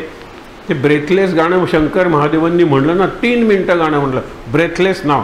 त्याला मुलांनी प्रश्न विचारला, 3 मिनटं तुम्ही श्वास न घेता मरणे का आहे काय मुझे? मी श्वास घेतोय तुम्हाला कळत नाही मूर्खानो, मी श्वास घेतो. 3 मिनटं श्वास न घेता कसं गाऊ शकेन मी? नाही आहे. म्हणून मी बोलतोय ना, श्वास घेतोय, मला कळत नाही आहे, तुम्हालाही कदाचित कळत नसेल. चांगला वक्ता येतो. लता मंगेशकरची एवढी गाणे श्वास घेताना कळतं का? नाही. पण बाकीच्या अलीकडच्या ज्या गायिका आहेत, ओळ म्हणल्यानंतर हा पुढची ओळ वगैरे एवढा जोरात श्वास घेतात. पंचप्राण जागा सोडले, प्राण गेल्या की वासना कमी होतात आणि शेवटची जी वासना असते त्याप्रमाणे पुढचा जन्म असतो. मग शेवटची वासना परमेश्वरा, रामा, की तुम्ही त्याच्याचकडे जाल आणि रामाचं नाव घेऊन मेलात, रामाकडे गेलात की पुन्हा जन्म नाही. हा साधा सिद्धांत आहे. शेवटच्या क्षणी आपण अगदी नक्की, महाराजांनी काय अप्रतिम उदाहरण दिलेलं आहे. एक व्यापारी आहे, कसाच जात नाही, मुलं मोठी झालेली आहेत, आता तरी जत्रेला जा तुम्ही, आम्ही तिकीटं वगैरे सगळी काढून देतो. आता गाडीत येऊन बसलेला आहे, मुलगा गाडीच्या खिडकीच्या बाहेर प्लॅटफॉर्मवर उभा आहे आणि तो काय सांगतो की सगळं हे आहे ते आहे, गप्पा नीट बघा, दुकान उघडा, आपली गिऱ्हाईकं सांभाळा वगैरे सगळं वगैरे.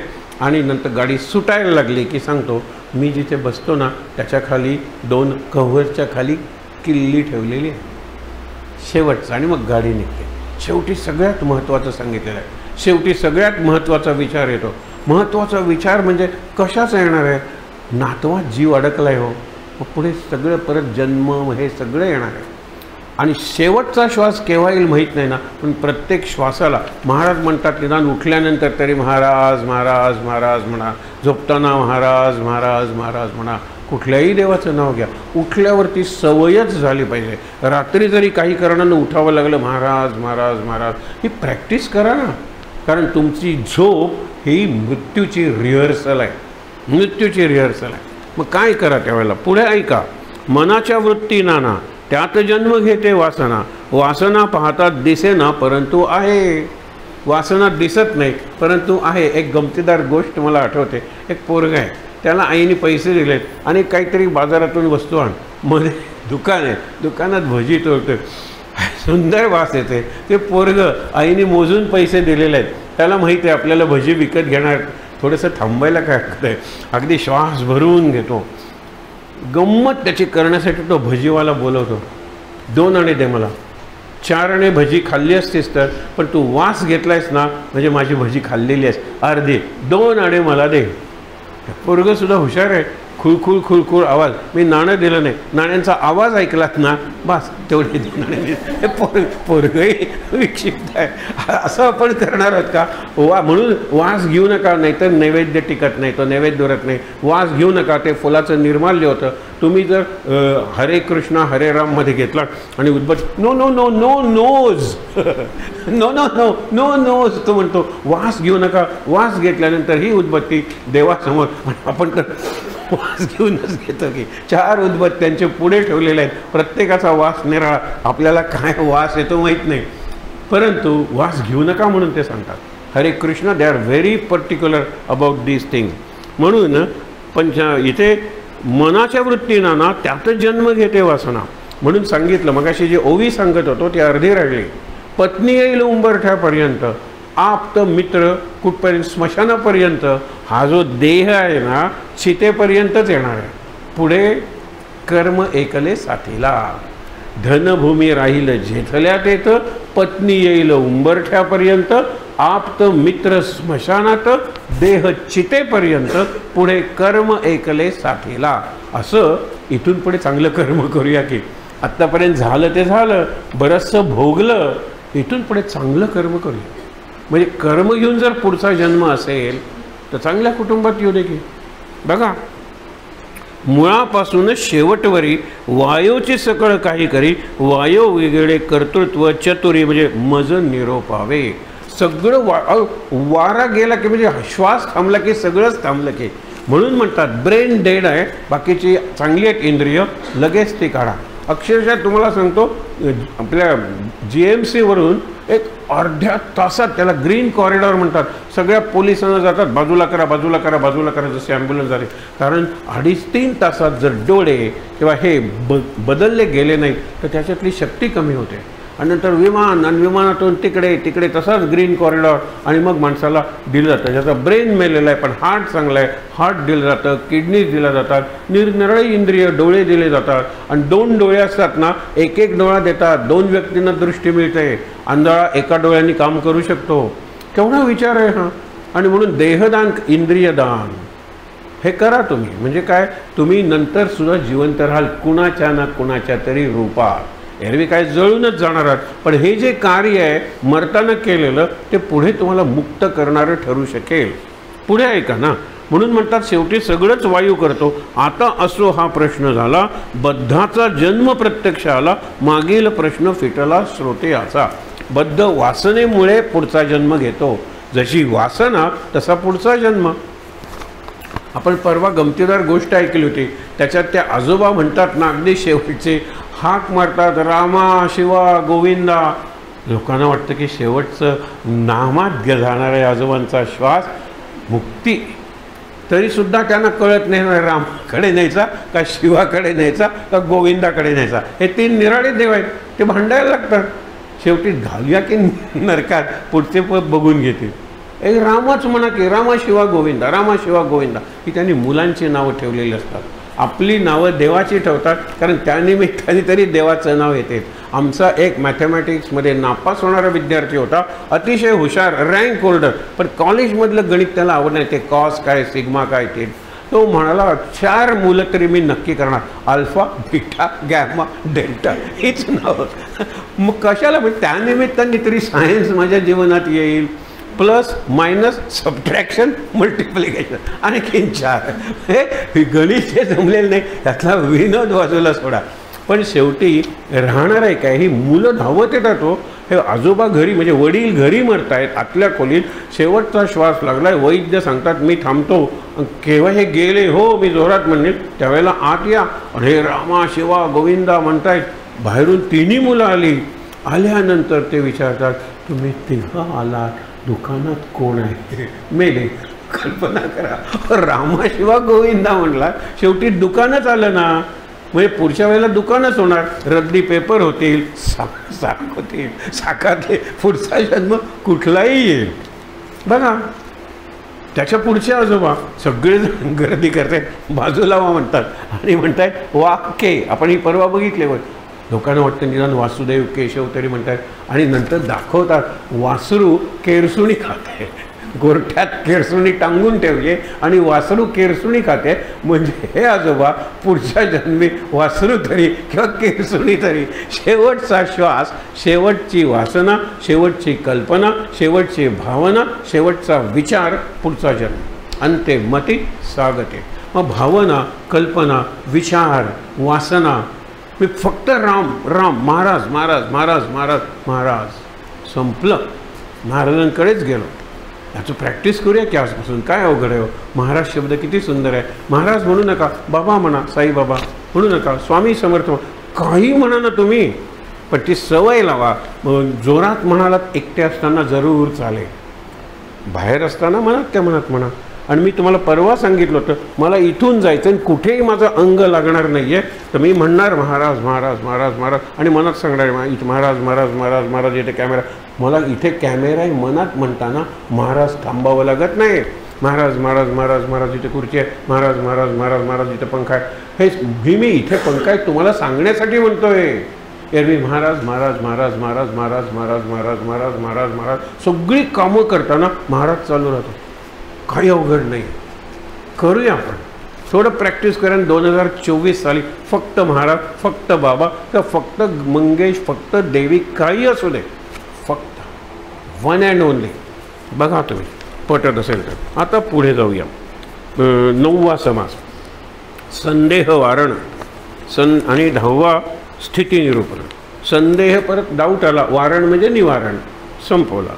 ब्रह्म वारिता वारेना, ब्रह्म सारिता सरेना, ब्रह्म काही ओसरेना एकीकडे. ब्रह्म आहेच फक्त एके. ब्रह्म सरते नाही, ब्रह्म हालतही नाही, ब्रह्माला रंग रूप वगैरे काही नाही, आणि तरी ब्रह्म म्हणतात. सगळं ब्रह्मातून निर्माण झालं, हेच महत्त्वाचं आहे. इकडून विचार केला तर ब्रह्म शेवटचा आहे, ब्रह्माकडून विचार केला तर ब्रह्म पहिला आहे. मी माझ्याकडून विचार केला तर सावली आहे, पण सूर्याला कुठे सावली?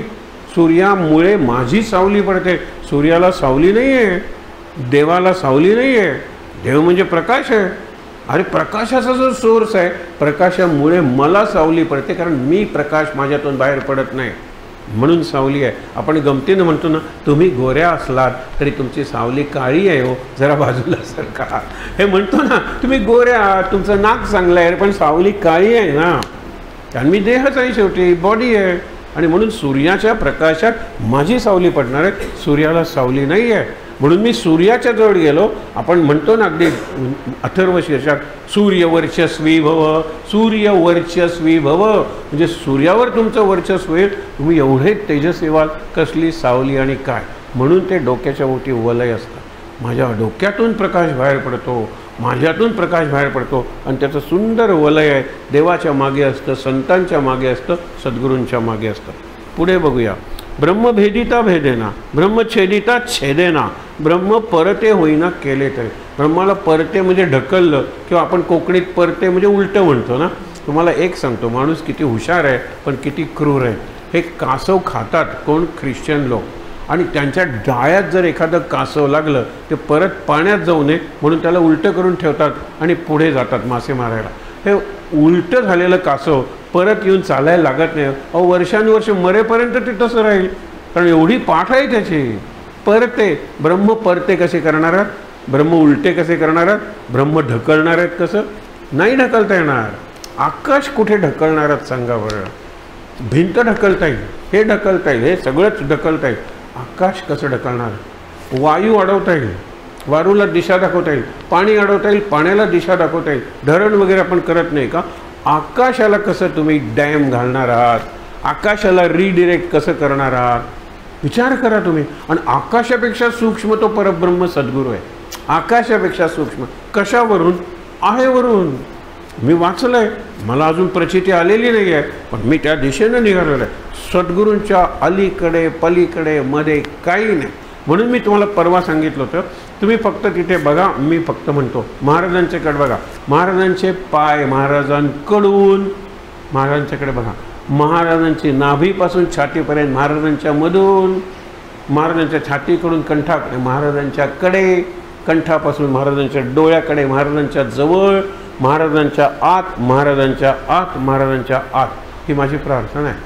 कुठेही असलं तरी महाराजांच्या पायाकडून, महाराजांच्या नाभीमधून, महाराजाच्या हृदयाकडून, महाराजांच्या कंठातून, महाराजांच्या डोळ्याकडे जवळ आणि इथे इथे आणि इथे महाराज महाराज महाराज, महाराजांच्या आत आत आत.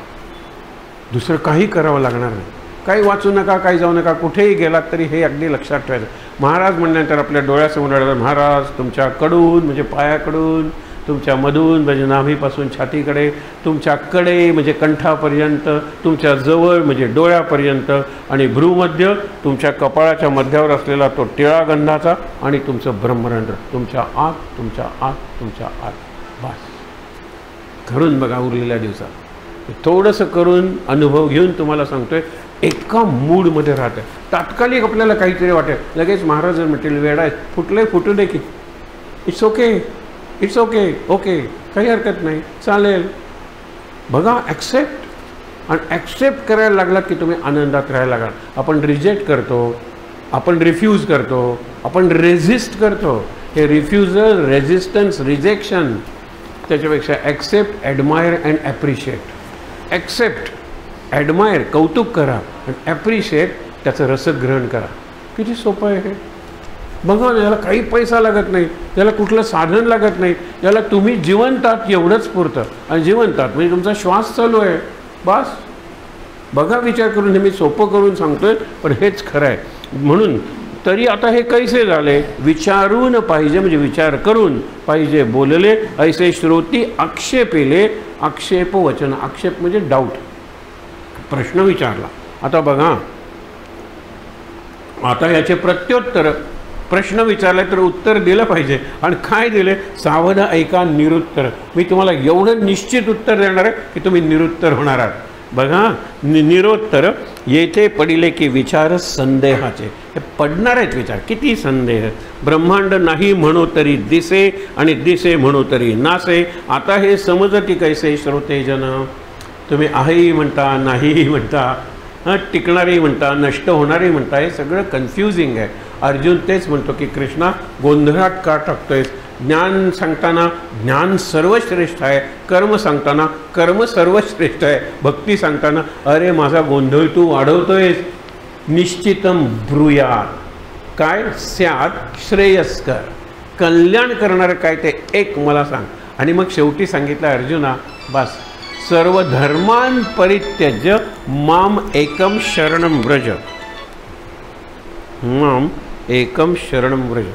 आज 2-3 गोष्टी येणार आहेत म्हणून हा मी ऑन ठेवला होता. मी आता करत नाही आहे कारण माझी वहिनी अत्यंत सिरियस आहे आणि हॉस्पिटलमध्ये आहे. मुद्दा म्हणून मी ऑन का ठेवला होता, सायलेंट ठेवला तर मी मेलो, त्यामुळे मला कळतही नाही कधी ते ठेवला आहे ऑन. नंतर बघूया, हे लक्षात ठेवा. तरी आता ब्रह्मांड नाही म्हणो तरी दिसे, दिसे म्हणो तरी नासे. आता हे समजते कैसे श्रोतेजन.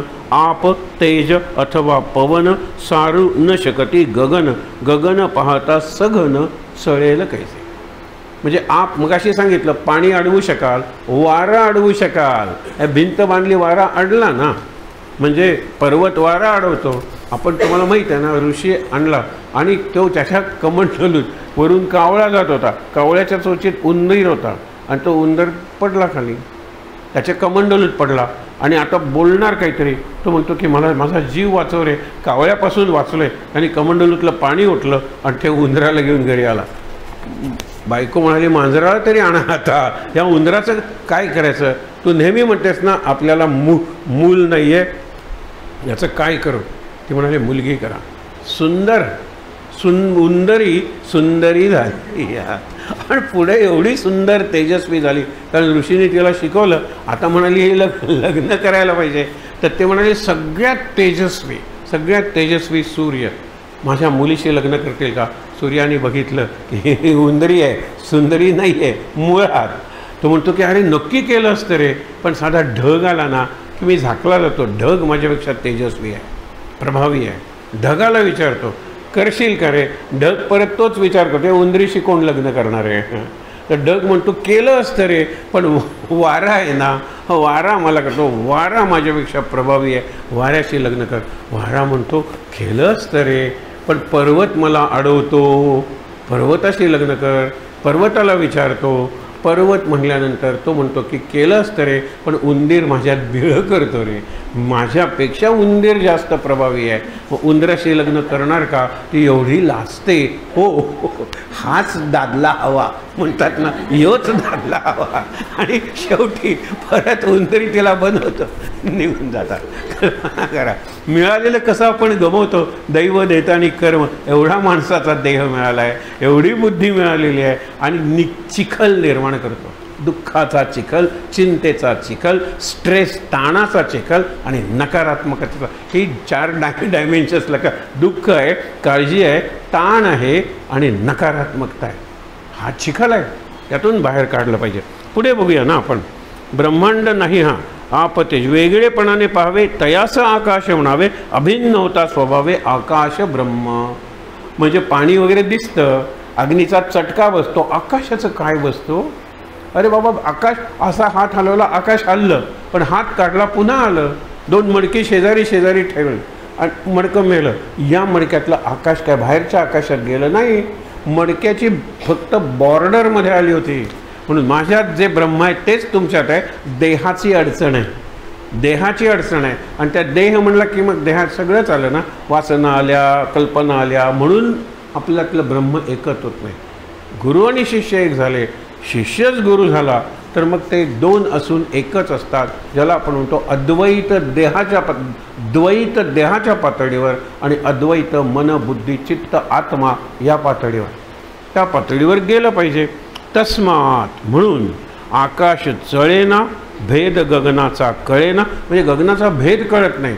पाणी आपल्याकडे आणि इथे पाणी थांबले, हे गढूळ पाणी आहे, हे आकाशाला तसं काही नाही. आकाशात ढग आले तरी आकाश ढगाळत नाही, निघून जातात. आकाशात पाऊस पडतो म्हणून आकाश ओलं होत नाही. आणि एक अत्यंत सुंदर वाक्य आहे, माझी बायको कशी होती, इंद्रधनुष्यासारखी. माझं जीवन सुंदर बनवलं पण नेवर टच्ड मी. आकाशाला इंद्रधनुष्य स्पर्श करत नाही, पण आकाश सुंदर बनवून टाकतं. हे एक कवीचं वाक्य आहे. आपण तसंच जगायला शिकलं पाहिजे. व्हाय इंटरफिअर. मी आकाशाचे पार्श्वभूमी देते, तुम्ही तुमचं इंद्रधनुष्य करा. मी क्षितिजाची पार्श्वभूमी देते, तुम्ही वरती आकाश आणि खाली समुद्र बना. ते तुम्ही करा ना, मी पार्श्वभूमी देते. हे हा खरा गुरु आहे. मीच तुला शिकवतो, मी तुझं सगळं करतो, होमवर्क मी करून देतो, असाइनमेंट मी करून देतो. कारण काय, निबंध मी लिहून देतो, परीक्षेला सुद्धा युनिफॉर्म घालून मी बसतो शक्य असेल तर. हे काय आहे, त्यांनी करायला पाहिजे. आणि म्हणून बघा की आपण विवेके विशाळला, मी काल सांगितलं ना, विशाल हे क्रियापद म्हणून वापरलेलं आहे. विवेके विशाळला म्हणजे विशाल झाला. किती विशाल झाला, परब्रह्म एवढा. हा विवेक आहे. विवेकामुळे अरे काय भेद करता तुम्ही, रंगावरून, कातडीवरून, मनावरून, बुद्धीवरून, पैशावरून काय भेद करता तुम्ही. भेदांच्या पलीकडे अभेद अभेद परब्रह्म हे सांगितलेलं आहे. मग होता त्याहून विस्तीर्ण, वट बीज कोटी प्रमाण, आपण होता परिपूर्ण काहीच नाही. आकाशासारखे झालात की हे बाकी काही उरत नाही. आकाश सगळीकडे पसरलेलं आहे. तसे तुम्ही वृत्ती ऐसी वाढवावी, पसरून नाहीच करावी, पूर्ण ब्रह्मास पुरवावी चोहीकडे. म्हणून ज्ञानेश्वर आता विश्वात्मके देवे म्हणतात ना. ज्ञानेश्वर विश्वात्मक देवच झाले, प्रार्थनाच तिकडे केलेली आहे. आमची प्रार्थना शनिवारी मारुतीराया शक्ती दे रे, हे नंतर शुक्रवारी आता मार्गशीर्ष आहे, गुरुवारी लक्ष्मी देवी पैसे दे ग, नोकरी दे ग. आमची प्रार्थना बदलते. आमचा वार बदलला की देव बदलतं, देव बदलतो, उपास बदलतो, सगळं बदलतं. कशी मुक्ती मिळणार आहे, इतकी बंधनं निर्माण केली. तर विशाल व्हा, विवेकाच्या पातळीवर सगळे देव एक आहेत. आणि परमदेव जो आहे, जो परमेश्वर आहे, तो एकम एव अद्वितीय, तो एक आहे, एकच आहे आणि दुसरा कोणी नाहीच आहे, कारण तोच सगळीकडे पसरून राहिलेला आहे. पुढे बघा, जव एक सुवर्ण आणिता, तेने ब्रह्मांड मढविता, कैसे होईल ते तत्वता बरे पा. मोठा सोना जरी झाला आणि त्यांनी पत्रा आणला, तुम्हाला ब्रह्मांडाला घालता येणार आहे का. एवढ्या 9000 ओव्या ओवल्या कुणी ज्ञानेश्वरांनी. आणि शेवटी म्हणतात, भरुनी सद्भावांची अंजुळी, तया विश्वरूपाच्या अंघ्री उगली, मी मोकळी फुले वाहिली. मला सगळ्या विश्वरूपाला हार करायचा आहे, पण ओवता येत नाही. काय कल्पना आहे लक्षात ठेवा. ज्ञानेश्वर म्हणजे ओवी, 9000 ओव्या, फुलं जशी असतात ते शब्द ओवून केलेले आहेत. पण विश्वरूपाचा प्रश्न आला, कसं करू? आकाशाला गवसणी कशी घालवू? लक्षात ठेवा, ब्रह्मांडाचा नायक हा ब्रह्मांडाच्या पलीकडे पाहिजे. विज्ञानात आर्किमिडीजने सांगितलं होतं, मी पृथ्वी उलटून टाकेन, पण मला पृथ्वी उलटून टाकेल एवढी मोठी पारय वगैरे द्या, तो टेकण्यासाठी पृथ्वीच्या बाहेर द्या. हे तुम्ही म्हणाले अशक्य आहे ना? In theory it is possible. मोठा दगड आहे, तो हलवायचा आहे, तुम्ही खाली काहीतरी ठेवता, पहार आणता आणि हळूहळू तो हलवता. अरे पृथ्वी टाकेन उचलून. हे लक्षात ठेवा, पृथ्वीच्या बाहेर गेल्याशिवाय पृथ्वी फेकून देता येत नाही. मोठा दारासिंग जरी असला तरी बसमध्ये बसून बस ढकलता येत नाही, बंद पडल्यावर त्याला बाहेरच यावं लागतं. म्हणून शिक्षकांनी समाजात राहून समाजाच्या बाहेर आल्याशिवाय समाज सुधारणार नाही. शिक्षक आम्ही सुद्धा समाजाचेच घटक नाहीत का? दारू प्यायली तर काय हरकत आहे? आम्ही समाजच नाही का? कॅझिनोत गेलो तर काय हरकत आहे? आम्ही माणसंच नाही का? हे शिक्षक म्हणायला लागल्यानंतर मग काय, संपलंच. तसं झालं आहे सध्या. मिडल क्लास उरलेलाच नाही. फक्त pleasures and comfort for my body, for the body of my family. फॅमिलीच्या पलीकडे काही नाही. समाज कसा सुधारणार? मिडल क्लास क्रीम आहे ना. आपण सगळेजण मिडल क्लास आहोत. कुटुंबाच्या बाहेर आपली दृष्टी जातच नाही. म्हणून अशी केंद्र करणं, त्याच्यावर हे श्रम, शक्ती, पैसा खर्च करणं हे कुटुंबाच्या बाहेर जाणं आहे. We are Raikars extended family. इथे दोघंजणं बघतात ना, मला फार बरं वाटतं. मी जे बोलतोय दृष्टी, त्यांचं सुपरविजन आहे तिथे. ह्या वास्तूशी त्यांची जीवनं, त्यांच्या स्मृती, जीवनातले गोड आणि कडू प्रसंग घडलेले आहेत. आज ही आम्ही वास्तू समाजासाठी दिलेली आहे. एवढं तरी करूया की आपण जे आपल्याकडे आहे, एक्सेस आहे म्हणा, त्यातलं काहीतरी पार्ट विथ इट द्यायला लागा बिफोर यू डिपार्ट. मरायच्या आधी तरी काहीतरी द्या. मेल्यानंतर काय हो, तुकडेच पडणार आहेत ना सगळ्याचे, आधीच द्या जिवंत असताना. पुढे म्हणून आपण कोटी वृत्ती ऐसी वाढवावी जवळ एक सुवर्ण आणता. वस्तू म्हणजे परब्रह्म, वस्तू म्हणजे थिंग नाही, वस्तू म्हणजे आत्मवस्तू परब्रह्म. वृत्तीस कवळे तेने वृत्ती फाटून वितळे. म्हणजे जर परब्रह्म कवळे म्हणजे कवळ आलिंगन दिलं तर वितळून जाते.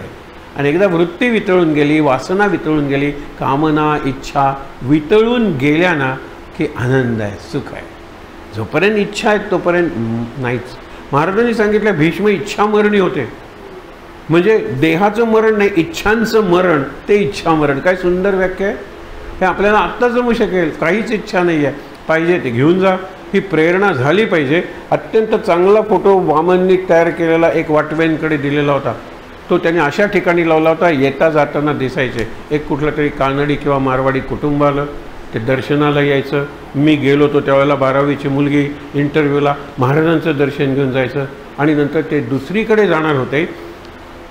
आता महाराजांचं दर्शन चुकणार हो हे त्यांना वाटल्याबरोबर तो फोटो काढला आणि देऊन टाकला. आता ॲट धिस एज हे पाहिजे ते पाहिजे, हे ठेवायचं ते ठेवायचं, हे या मुलीसाठी ते त्या मुलासाठी. मुलांना काही नको आहे, इतके ते श्रीमंत आहेत, दे आर सेल्फ सफिशियंट. मग मी देणार आहे कोणाला? मेल्यानंतर काय विल करणार आहे का ट्रस्ट करणार आहे? निदान तेवढं तरी करूया, देऊया.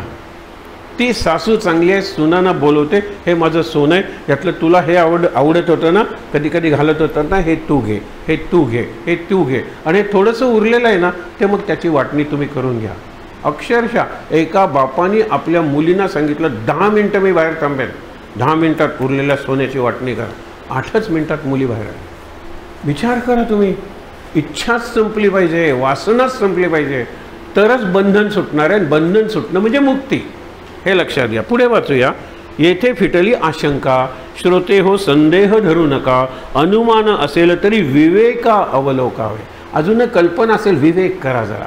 हे खूप आहे, अवघड वाटेल. हे प्रचितीची उत्तरे, कळती सारासार विचारे, मनन ध्यासे साक्षात्कारे, पावन होईजे. आता शेवटचं मी वाचतो, तुमच्यापैकी काय जण हे खूप अशक्य होते. केव्हा संपणार आहे, केव्हा दाखवा समास येणार आहे, केव्हा? सर तुम्ही एकमेकाकडे हसू नका, मला माहीत आहे कुणाला आता नको असं झालं, मलाही झालं नको सर. पण शेवटचं आहे ना, फार सुंदर आहे. स्थिती निरूपण. आणि स्थिती म्हणजे शांत, आनंद, समाधान, यातून स्वानंद निर्माण होतो असं सांगितलेलं आहे. देऊळामध्ये फार सुंदर उदाहरण आहे हो. आणि हे दासबोधात, हे मोठा दासबोधात चित्र काढलेलं आहे. देऊळामध्ये जगन्नायक म्हणजे देव आहे आणि कावळ्यावर बसला नाही, कळसावर बसला काक, कळसावर कावळा बसलाय. लोकांना गर्दी असेल तर लोक कळसाला नमस्कार करतात आणि ते कावळा मूर्ख म्हणतात आपल्याला नमस्कार करताय. हे देवाला करत नाहीत, कावळ्याला करतायत. आपलं बऱ्याच वेळेला असं असतं, हे मी केलंय, हे मी मिळवलंय, हे माझं आहे, ही कल्पना माझी आहे, हे आपण काय मी हो, कोण मी. म्हणून देवळामध्ये जगन्नायक आणि देवळावरी बैसला काक, परी तो देवाहून अधिक म्हणू नये की. अनेक उदाहरणं आहेत. दुसरं मला आवडतं उदाहरण आहे, सभा बैसली राजद्वारी आणि मरकट गेले स्तंभावरी. बाहेर स्तंभ असतात ना देवळाच्या बाहेर वगैरे, आणि माकड स्तंभावर जाऊन बसलं, ते राज्याहून श्रेष्ठ होईल का? नाही ना. म्हणजे सभा बसली राजद्वारी, मरकट गेले स्तंभावरी, परी ते सभेवरून श्रेष्ठ चतुरी कैसे मानावे. लौकिक बरा संपादला, परी अंतरी सावध नाही झाला, मुख्य देवास चुकला. तो आत्मघातकी. मुख्य देव म्हणजे महाराज, एवढंच समजा की. महाराज तूर्त एवढं बरं आहे ना. मुख्य देव म्हणजे मंगेश हे वगैरे सगळे अलीकडचे देव आहेत. महाराज पलीकडचा आहे. महाराज कुठलाही सद्गुरू असू नये एवढं आज मानायला काय हरकत आहे. एक तर सगळे देव यांच्यात येतात आणि हे सगळ्या देवांच्यात आहे. माझा अनुभव तुम्हाला सांगतो, शंकराच्या देवळात महाराज, इकडे महाराज, तिकडे महाराज. माझी धाकटी मुलगी म्हणते, बाबा तू सगळ्या देवळात आमच्याबरोबर येतोस कशाला. हे दडदडीत दत्ताचं देवळ आहे महाराज, मारुतीचं देवळ महाराज, येऊ नकोस. आणि तिला तेच सांगायचं होतं, सगळीकडे जर महाराज दिसतात तर एके ठिकाणी बस. स्थिती निरूपण ही स्थिती आहे. नाही नाही, मला साईबाबांच्यात सगळे दिसतात, ठीक आहे, फक्त शिर्डीला जा, तिरुपती हे सगळं कशाला करतो. साईबाबांच्यात सगळे आणि सगळ्यांच्यात साईबाबा हे पूर्ण दर्शन आहे. हे पूर्ण दर्शन आहे बघा. आणि म्हणून सांगितलंय, जेणे जयास भजावे तेणे त्या लोकासी जावे. काल एकाला नाव विचारलं, साकेत. साकेत म्हणजे काय माहीत आहे का? माहीत नाही. अरे साकेत म्हणजे रामाचं लोक आहे. तो राम कायम साकेतमध्ये असतो, कृष्ण कायम त्या गोलोकात असतो, विष्णू कायम त्या वैकुंठात असतो. म्हणजे तुम्ही विष्णूची भक्ती करा, वैकुंठात जाल, संपलं पुण्य की परत जन्माला मुक्ती मिळणार नाही. तुम्ही शंकराची भक्ती करा, कैलासात जाल, संपला तुमचं भाग्य, परत जन्माला याल मृत्यू लोकात. हे कशाला तुम्ही त्या देवाला भजता, त्यांच्या लोकात जाता, मुक्त होत नाही. हे सांगितलेलं आहे. म्हणून देवाची भक्ती करायची, आपण सोडणार नाही. आणि कितीही सांगितलं तरी तुम्ही सोडणार नाहीच आहात. पण हे करूया ना, प्लस हे करूया ना. आणि हे कसं आहे, महाराज महाराज महाराज म्हणायला काही निराळा वेळ लागत नाही, निराळी शक्ती लागत नाही, निराळी जागा लागत नाही. जाईन तिथे महाराज, जाईन तिथे राम, जाईन तिथे कृष्ण, जाईन तिथे ओम नमः शिवाय. हे लक्षात ठेवा. माझी उपासना चालू आहे, चालू ठेवा. भक्ती चालू आहे, चालू ठेवा. पूजा चालू आहे, चालू ठेवा. निरनिराळ्या वारांना, निरनिराळ्या देवळात जाणं चालू ठेवा. पण मध्ये इन स्पेस आहे ना, महाराज महाराज महाराज. मग ते महाराजच बघतील पुढे तुमचं काय करायचं ते. खरंच तुम्हाला सांगतो, पुढे सांगितलेलं आहे, जेणे जयास भजावे निर्गुणाचे कैसे भजन, निर्गुणी असावे अनन्य, अनन्य होता होईजे धन्य निश्चयसे. सर्व धर्मान परित्यज्य माम एकम अनन्य. अन्य नकोच, तो अनन्य. मला शरण आहे रे, कशाला चिंता, मी बघून घेईन ना पुढे, मी बघून घेईन. अहम त्वा सर्व पापेभ्य मोक्षयिष्यामि मा शुचा. विचार करू नकोस, दुःख करू नकोस, मी तुला सोडवतो. आणि शेवटी काय की देव पाहता निराकार, आपला तो माईक म्हणजे मायेचा विचार, सोहम आत्मा हा निर्धार बनवून गेला. सोहम आत्मा, मी तो आहे आत्मा आणि तो मी आहे. सोहम हम सहा, सोहम हम सहा, हे श्वासावर चालू असतं. ठीक आहे, हे अवघड आहे जरा समजायला. आता अनुमान तो काही वस्तूच्या ठाई, सिद्धास आणि साधन हा तो अवघाच अनुमान, मुक्तास आणि बंधन आढळेना. साधने जे काही साधावे ते तो आपणची स्वभावे, आता साधकाच्या नावे शून्याकार. आता मी कविता केली, बरोबर आहे ना, आणि शेवटी कविता आणि मी एकत्रच राहिलो आणि मी कवी विसरलो स्वतःला. शून्याकार. हे शून्याकार दोन अर्थाने. शून्य म्हणजे काही किंमत नाही आणि शून्य म्हणजे सगळी किंमत आहे. तो शून्य झाला, तो पूज्य झाला, तो अनंत झाला, तो पूर्ण झाला. हे विचार करा. म्हणून तुम्ही तेवढाच विचार करा. साधकाच्या नावे एकदाच ओंकार म्हणता म्हणता तुम्हीच ओम झाल्यानंतर ओम नमः शिवाय कशाला म्हणायला पाहिजे? साधकाच्या नावे शून्याकार. आता साधकाची गरजच नाही आहे. पुढे सांगितलेलं आहे, वेदशास्त्रे पुराणे नाना साधने निरूपणे सिद्ध सायुज्या कारणे नाना सायास करीती. ते सायुज्य पाहिजे, सिद्ध नाही, सिद्ध साधू ज्या कारणे नाना सायास करते. हे काय? ते ब्रह्मरूप आपणचे अंगे. किती करणार आहात? वेद शास्त्रे पुराणे नाना साधने निरूपणे सिद्ध साधू ज्या कारणे करतात ते जर तुम्हीच आहात, ते ब्रह्मरूप आपणची अंगे. सारासार विचार प्रसंगे करणे न करणे वाऊगे काहीच नाही. सारासार विचार करा. मग करणं आणि न करणं. एक शेवटचं उदाहरण सांगतो. बघितलेलं उदाहरण आहे, घरातलं उदाहरण आहे. देवकार्य घरात 100 पाहुणे आलेले आहेत. त्यातले 20 पाहुणे घरात राहिले आहेत, बाकीचे जेवून सगळा दिवस साजरा करून गेलेले आहेत. एक दिवस वाया गेला. परीक्षा एका दिवसांनी जवळ आली आहे म्हणून घरातली मुलगी म्हणते, आई 11 वाजता तिला चहा पाहिजे अभ्यास करण्यासाठी. पण तिला माहीत आहे की पहाटे 4 पासून आई बसलीसुद्धा नाही आहे. इतकं काम करते. आई दमलीस ना गं खूप? का? नाही, मला थोडा चहा पाहिजे होता. याच्यावर आईचं वाक्य, मला मेलीला दमायला काय झालंय? हे आईचं वाक्य आहे. मला मेलीला दमायला काय झालं? मी केलंच काय सकाळपासून? मी तुला फ्लास्कभर चहा देते, घोट घोट पी. मी जागू का तुझ्याबरोबर? अभ्यास करणार असेल तर. ही आई आहे. मी काही केलंच नाही आहे. मी खरंच काही केलं नाही आहे, तरी आईने सगळं केलं आहे. विचार करा तुम्ही. म्हणून अशी आई आहे ना, ती आपल्या घरातली शूद्र आहे. पडेल ते सगळ्यांचं सगळं काम करते आणि मी काहीच केलं नाही असं म्हणते. ती सहज जीवन जगते. तसं आपण जगूया. सहज जीवनात आनंद आहे. तो आनंद आपल्याला मिळू दे. यावर्षी कदाचित आपण जर भेटलो नाही, 22 तारखेला भेटूया. तुम्ही जर वांतेला आलात तर आपण 31 तारखेपर्यंत भेटत राहूया. पण एक लक्षात ठेवा, 24 साल महाराज महाराज महाराज महाराज आहेत, महाराजच आहेत, महाराज आहेतच. महाराज महाराज महाराज. डोळे मिटूया शांतपणे.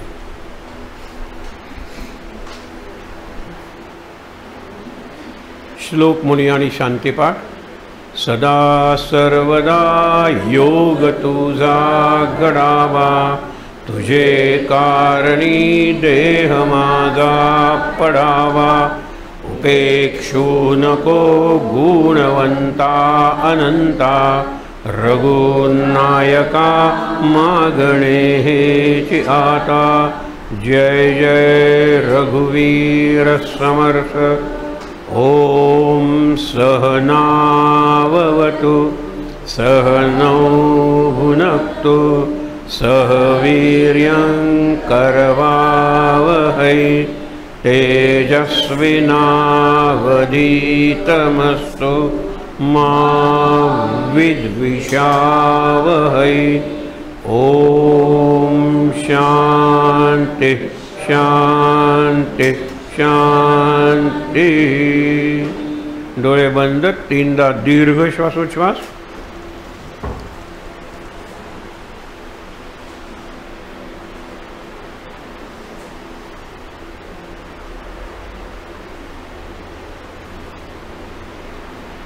हातावर हात सोडूया आणि ते हात चेहऱ्यावर डोळ्यांवर चोळूया.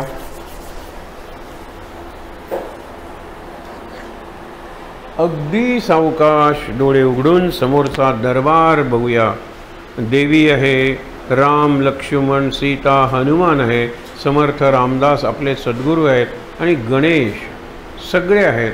सगळ्यांचं दर्शन घेऊया आणि इथे जमलेल्या सर्वांना नमस्कार करूया. शांत आनंद महाराज महाराज महाराज. सर्वांना नमस्कार.